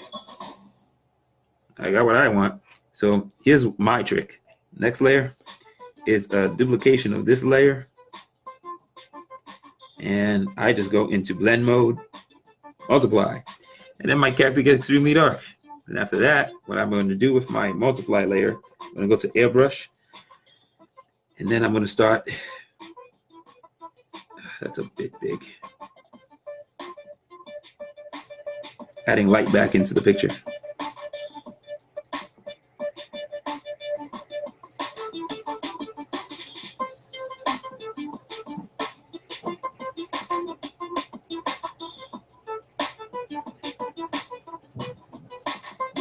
Again, this is just a method that I like doing, and I use it now to do a lot of my coloring. It just helps things faster for me. And then what I just do is I just decide like where the light is hitting,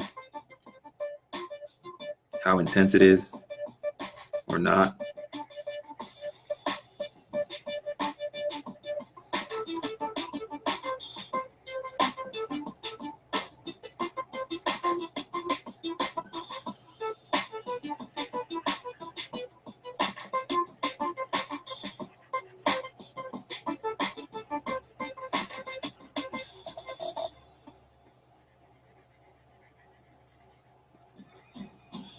So what's easy about that is it's like, wow, it's still kind of dark. Oh my God, why'd you do that? So what we can just do is now we duplicate the layer one more time. I select all the multiplied layers. Select them. The duplication that I just did, I'm going to clear everything I just erased or lightened up in my multiply layer. And now what I'm doing is I'm creating a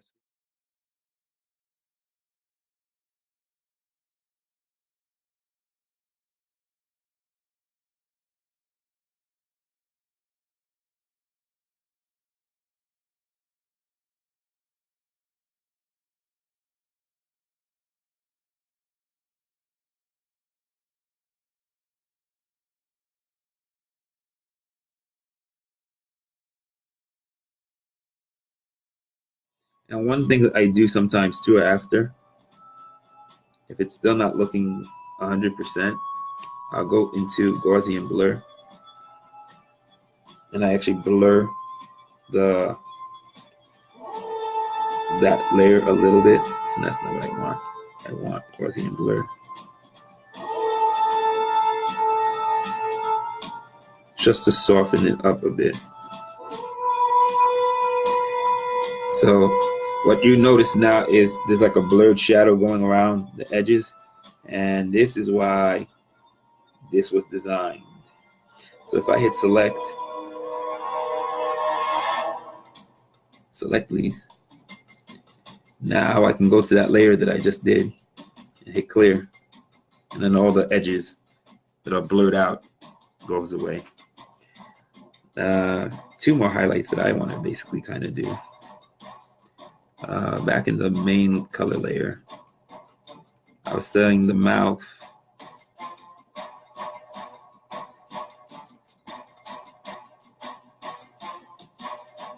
on the bottom a little bit.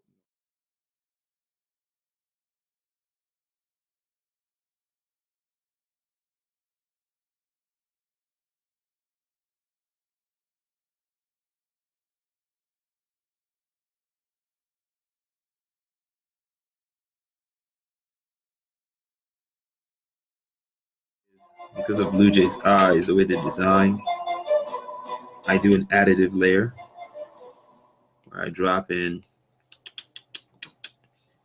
I brighten up the color of his eyes also.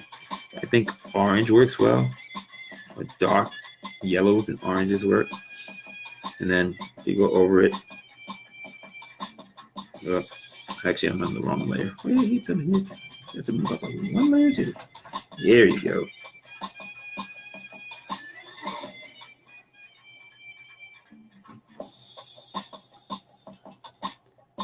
So this is the thing about Blue Jay's eyes too. They're golden and they kind of glow. And this is after the powers that be and the flash of light.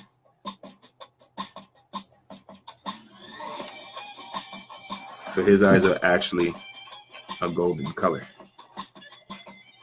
And then what I've been doing as of late too, so like I have my background. I pretty much do something very similar to it in my background too. I duplicate it, I multiply it, I bigger brush.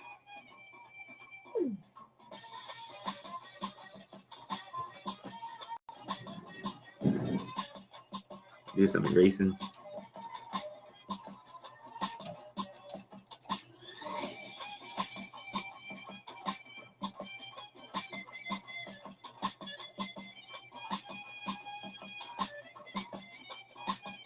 Do some duplicating again.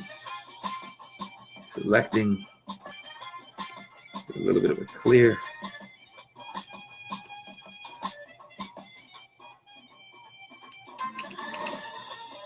I think I go screen on it. Do a screen. Yeah. Let's see. Can I take more from there?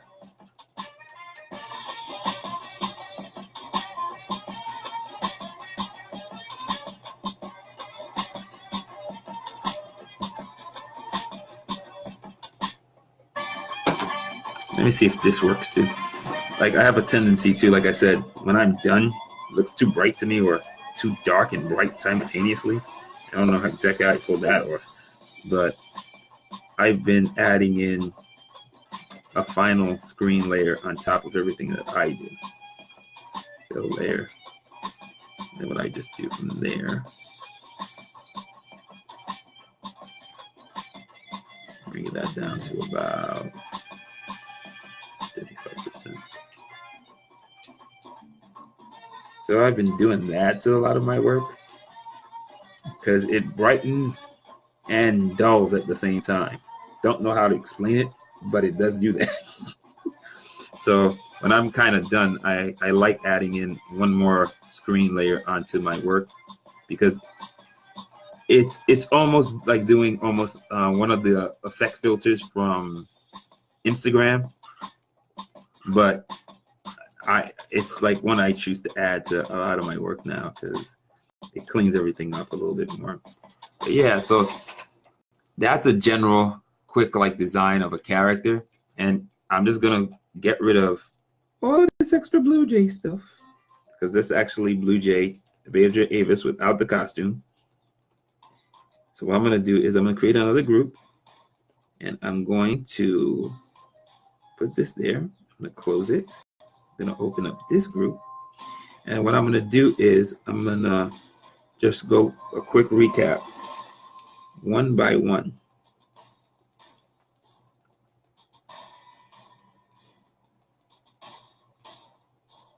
So that face you saw that I did at the end, we started this way. So this was the face we had. Then we went one layer. We added embellishment to his nose and to the eye, which was just a dot and a line. So that's like 3 pencil strokes. Then I added the under part of his eye, a little round piece, 2 little round pieces to his nose.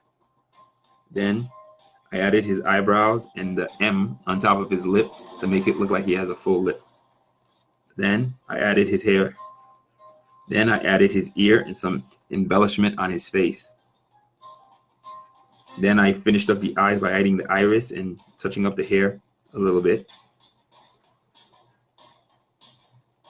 Then I gave him a defined neck and added some details for his ears. And then I gave him a collarbone. From that, so we'll close from here.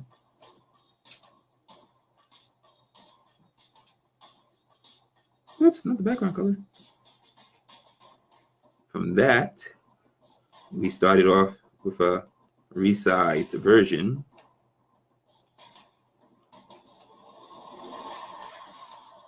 Yeah, just work opposite what I want.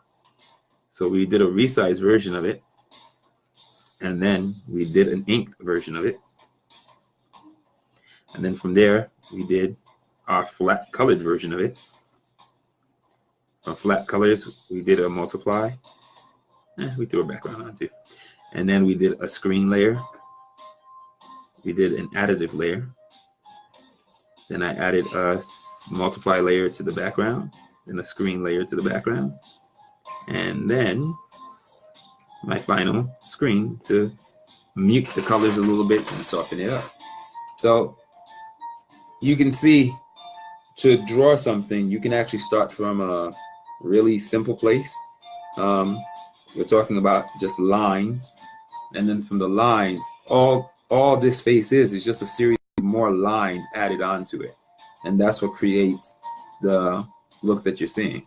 It's just adding more and more lines. And the way drawings are broken down, and got all of us who draw, everything are just a small simple series of shapes that we're just adding a little bit more to each time to make it something more.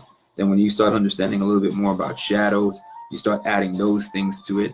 Like when you start inking, then you start using different forms of lines to create contours and things like that, and you start getting stuff that looks a little bit like this. Again, the jaw is a little bit big, but that is, and his eyes are gigantic. Like I would have not drawn his eyes so big if I actually was drawing it again. I would actually resize it, but it gives you a general gist of what's going on. Some of the stuff that I'm working on also, I'm gonna be doing this piece as a full motion comic, but I'm gonna try to produce the whole motion comic on my iPad versus doing the motion comic on the computer. So I'm gonna do all the animation on my iPad. It's a story that I'm creating called Blue and Gold, because the character on the bottom right here, this is Golden. It's so funny. He's sort of like the Shazam and Prime guy of my universe. He's only 16 years old, but he has a form of bio-augmentation that brings him into his peak form. And in his peak form, he's around in his mid-20s. And in that peak form, he's also his telekinesis, his telepathy, his healing. All of these things are, find the best metahuman healer that you can think of. He's at peak level as that metahuman healer. So he's kind of like, would have the problem that Wolverine has in the Marvel universe and my universe. He's like an immortal because he heals at such an accelerated rate. He's only the second best telepath because the best telepath in the world is also touched by cosmic powers. So that's just something that folks don't know in this story. And telekinetic, though, same reason why I think he might have that. Yeah, he might have the best TK out of everybody, telekinesis. But that's what allows him to fly. And there's another little thing that he has. That cape that he's wearing is and even the costume that he's wearing, they're created out of a molecularly unstable compound, but that he has complete mental control over it. So that red cape can do a lot of like what Spawn's cape does in the comics, and also he can play around a little bit like a lantern, like he can make different shapes and constructs out of that cape, and that cape can grow a lot bigger than it can because he can make it very thin, but yet it's still very sturdy, and it also extends his TK, so he can make nearly invulnerable structures with it. So that's one of the things that I have with him. And the dragon that you see, this was created for the ICC Art Challenge. Her name is Azure Jade, Azure, which basically means blue. And the thing is, she's a female dragon that got thrown out of her world and brought to ours, but she didn't know how it happened. So the scene you're seeing here is her kind of pissed and yelling at Golden, "Why did you bring me here?" And not knowing that he's not the guy who did it. The next page after that I'm working on it is basically the conversation, and then you get to see the power of dragons. She is a paragon among dragons, which basically means almost like a one of a kind. And the thing is, her world is being attacked, and she needs help. And Golden, being the hero that he is like, hey, I'll help. But at the same time, he's like super impressed by the fact that she's a dragon, and a lot of the stuff, like he's been playing role-playing games since he's been hanging out with a lot of the younger folks in the Rush team, and he really gravitated into like a Dungeons and Dunes type game, because I'm not using dragons. And the lore information in it, like the stories about dragons, the rules about dragons, they're very, he's like starts spouting some of this stuff to this dragon, and she's like, yeah, that's kind of accurate. And she goes, because do you know who wrote the book? It's like one of our lost dragon princes. And she's like, what? And then he's like all crazy about that.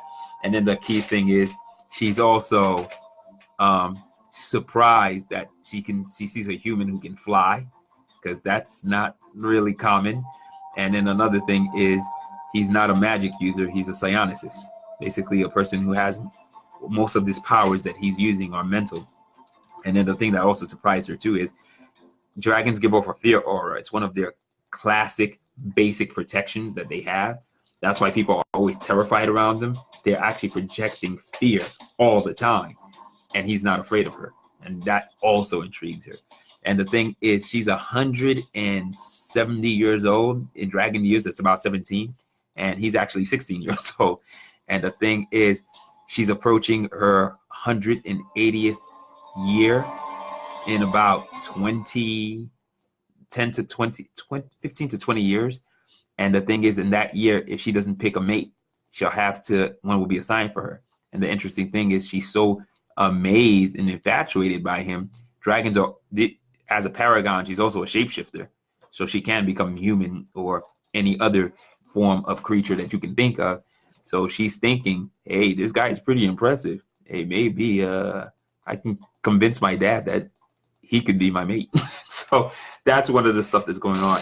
This is going to be a story I'm creating for iCast called Rush Universe.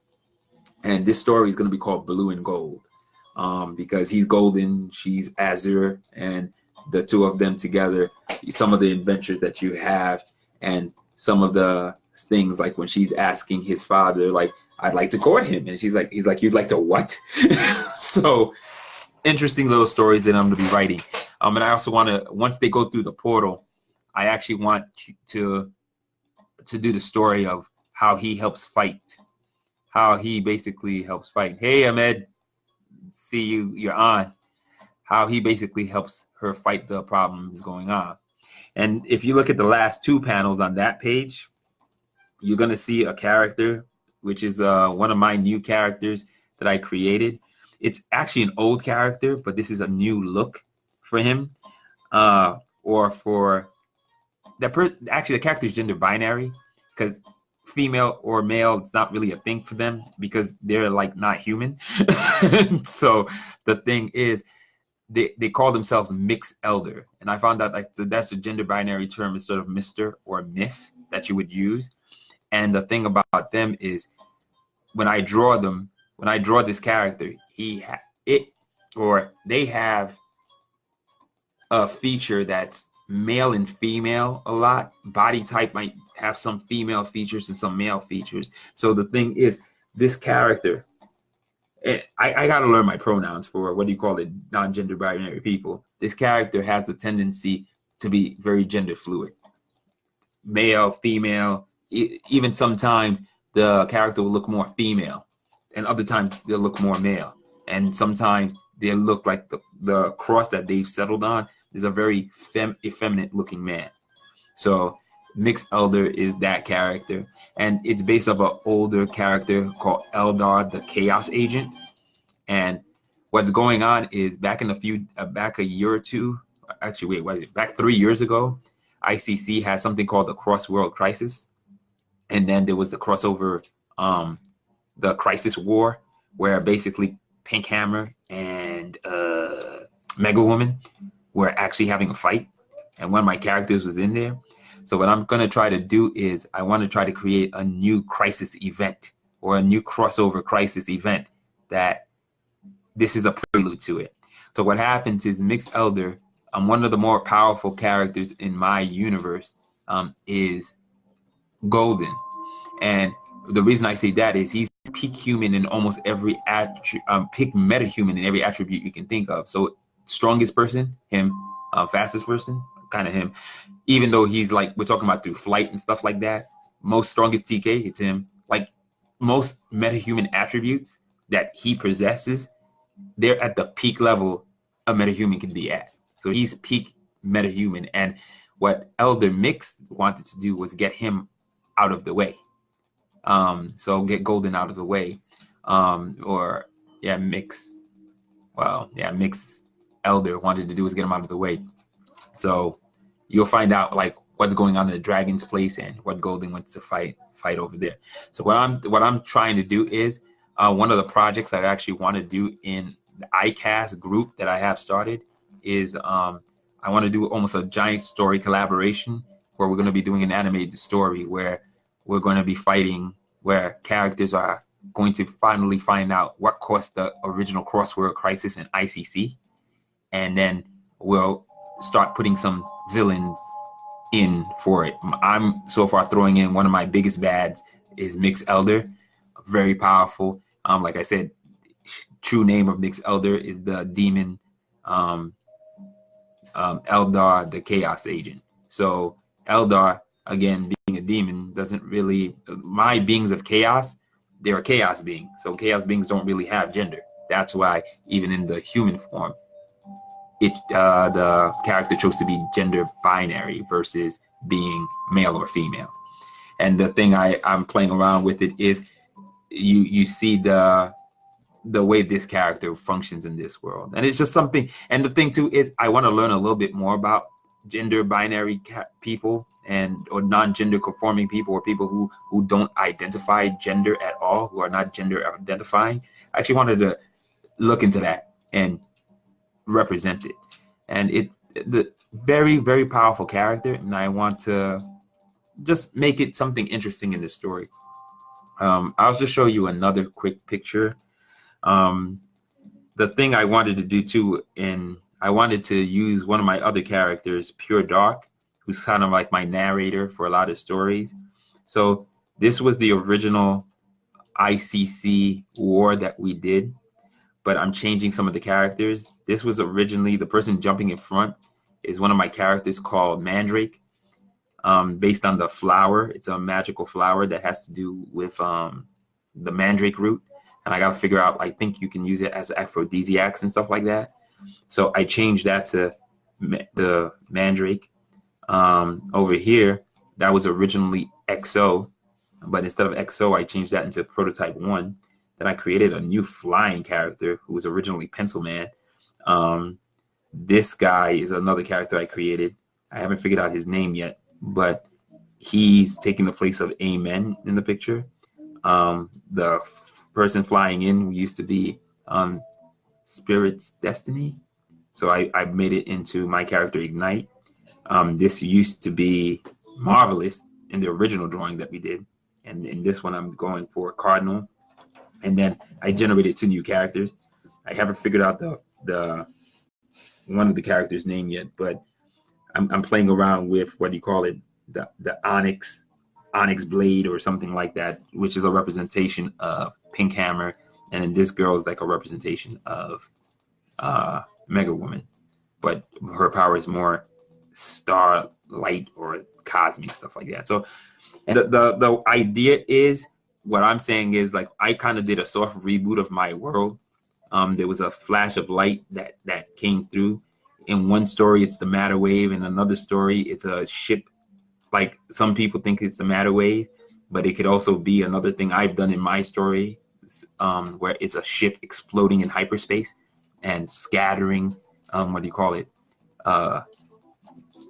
scattering materials and primal forces through the 4 dimensions that made up my universe, which is basically split 4 or dime 4, whichever you want to go with. Because the funny thing is, split, dime, what do you call it? Dimensional designation, dimensional reality, parallel world. They all mean the same thing. It's just I'm finding ways to what do you call it? Just to find a way to brand it, and for you all to be, whenever I say a split, I don't have to keep saying it's a parallel universe, different reality. You just know when I say a split, you know it's a different world. So that's just the whole idea. Find a much simpler term of saying that. So I'm probably gonna do this page as the opening, and then I have page 2, which is gonna be really easy. Just golden shots and a shot of a city. The city is in the background over here. And then just set up that story. I'm gonna animate all of this. I'm thinking of doing all the animation on the iPad, because I actually want to be able to post it in iPad groups. And whenever I don't create something on the iPad, I'm usually like, nah, I'm not posting that. Even if the art was, I like it to be, I did all this on the iPad, and then I put the final movie together. Yeah, but that's just the way I am. But yeah. I'll just show you another quick picture of Mix Elder final shots. So this is Mix Elder, and the way I designed the face, there's feminine traits to it and there's male traits to it at the same time, and that's kind of what I'm playing around with this character. So it's an androgynous look. It looks like it could be male, it could be female, depending on what you choose to see. So that's Mix Elder.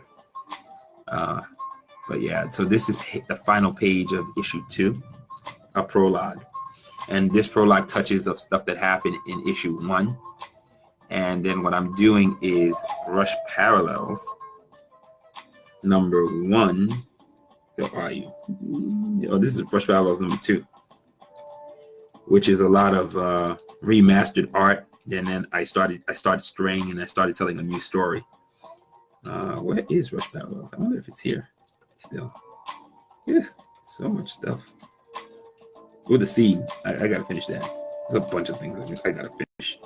There's so much I have to do. Book 2? No, that's only one picture. Weird. Let me see. Is that one? It must be this stack. No, that's the covers. My gosh. Did I erase that stack? Man, I am crazy. Yeah, I think I erased the stack. I was running out of space. I gotta get rid of those cards. But yeah, and then this is an example of what I mean with golden. This is a much older picture that I did, probably 2015. He's fighting one of my giant villains, guys who can grow real big size. That character is Condor, or Black Condor, and then he's basically, that's his cape, and he changed his cape into a fist, and then he had the cape basically punch him because he can't grow in size, but he's using between the TK and the cape together, he's creating a really powerful structure that can mess with him. So that's the extent of what his cape can do. So he's like a cross between Martian Manhunter, Superman, and Green Lantern. If you throw the Green Lantern / Spawn, if you throw the cape into the mix. So that's something I do need to finish. And this was something I did. This is actually based on the characters in some of the crossover Crisis. Jupiter, Dismaya, and there's my man Blue Jay doing this thing, and that's Blue Jay Classic, the old really hard to draw suit. But yeah, but that's pretty much it. But so if you guys watch the video from the beginning, you'll get to see some of what I was talking about. I'm gonna jump right back to the graphics. So with graphics, what we did in the beginning of this video, just to let everybody know, I was just showing how, if you can't draw, some people say they don't know how to draw. I showed an example of how you can actually reproduce this fantastic chibi of Controller Prime, Ramel Hill's character, drawn by David Jaxon. You can pay him $15 and this man will chibi up your character, and these things look fantastic. And the reason I chose a chibi was because chibis are much less complex than drawing another picture. Like, I mean, if you look at it too, I could have added red triangles here to do the gums and the red triangle up here. But at the same time, even though it's not there, it still looks really good. And then what I just did was I facsimile the eyes. I didn't even really use them exactly. But what's kind of cool about this too is when you draw or create your characters using a vector character like this, you notice how much cleaner and everything is. You can also use the images you create from here to do animation and different things like that. So I'm going to see later, I might actually finish up this controller prime and then use him in an example for animation. And what's kind of cool about this too is look how big I can get the character. And this is what makes vector pictures awesome. No distortion, no blurring, no nothing. It just can go as big as your screen can handle. And that's one of the things that's like really awesome about creating vector art. But again, as I showed you, super easy. Once you create the assets for a character, you can then reuse said assets and generate a brand new character. So using the mouth and the right eye, I believe. Yeah, the right eye, I regenerated a facsimile of Mike Wazowski from Monsters, Inc.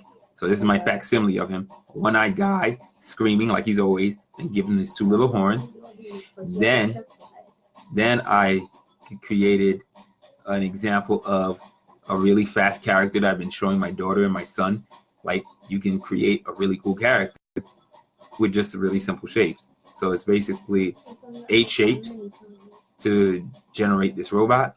Then from there, I went to show you guys what you can actually do from that simple robot, how you can actually go from lines to drawing something really impressive, how to create eyes and different things like that. But yeah, that was what this cast was, and I guarantee you it's over 2 hours. Huh? 2 hours ago, of course it's 2 hours. I can never do short streams. I don't know what the heck is wrong with me. Every time I'm like, this is good. This is gonna be really short, guys. 30 minutes, I guarantee it. And 2 hours later, it's never 30 minutes. But yeah, that's pretty much what I had. But like I said, Dave Jaxon, he's actually on here. You can basically find him, and you'll see it in the video. My man, chibi up your stuff like with no tomorrow. It's also an amazing price, $15 to get something that looks fantastic. And also check out Pink Wing and Controller Prime by Ramel Hill. That's who that character was. That was Controller Prime over here. And the chibi that I used. And the reason I went with Dave's stuff, because I wanted to do chibis. And the reason I went with Controller Prime, I wanted it also to be an indie character. Because the thing is, it's in the indie space. We all know Marvel. We all know DC. We should be supporting each other as indie creators and definitely showing people what's out there. So thanks guys for listening, and like I say in my podcast, Rodney's Rants, which you can find on Anchor FM, you should keep your eyes, your ears, your heart, and your minds open. And until the next stream, I have a motion comic to do. Holy crap. Later, y'all.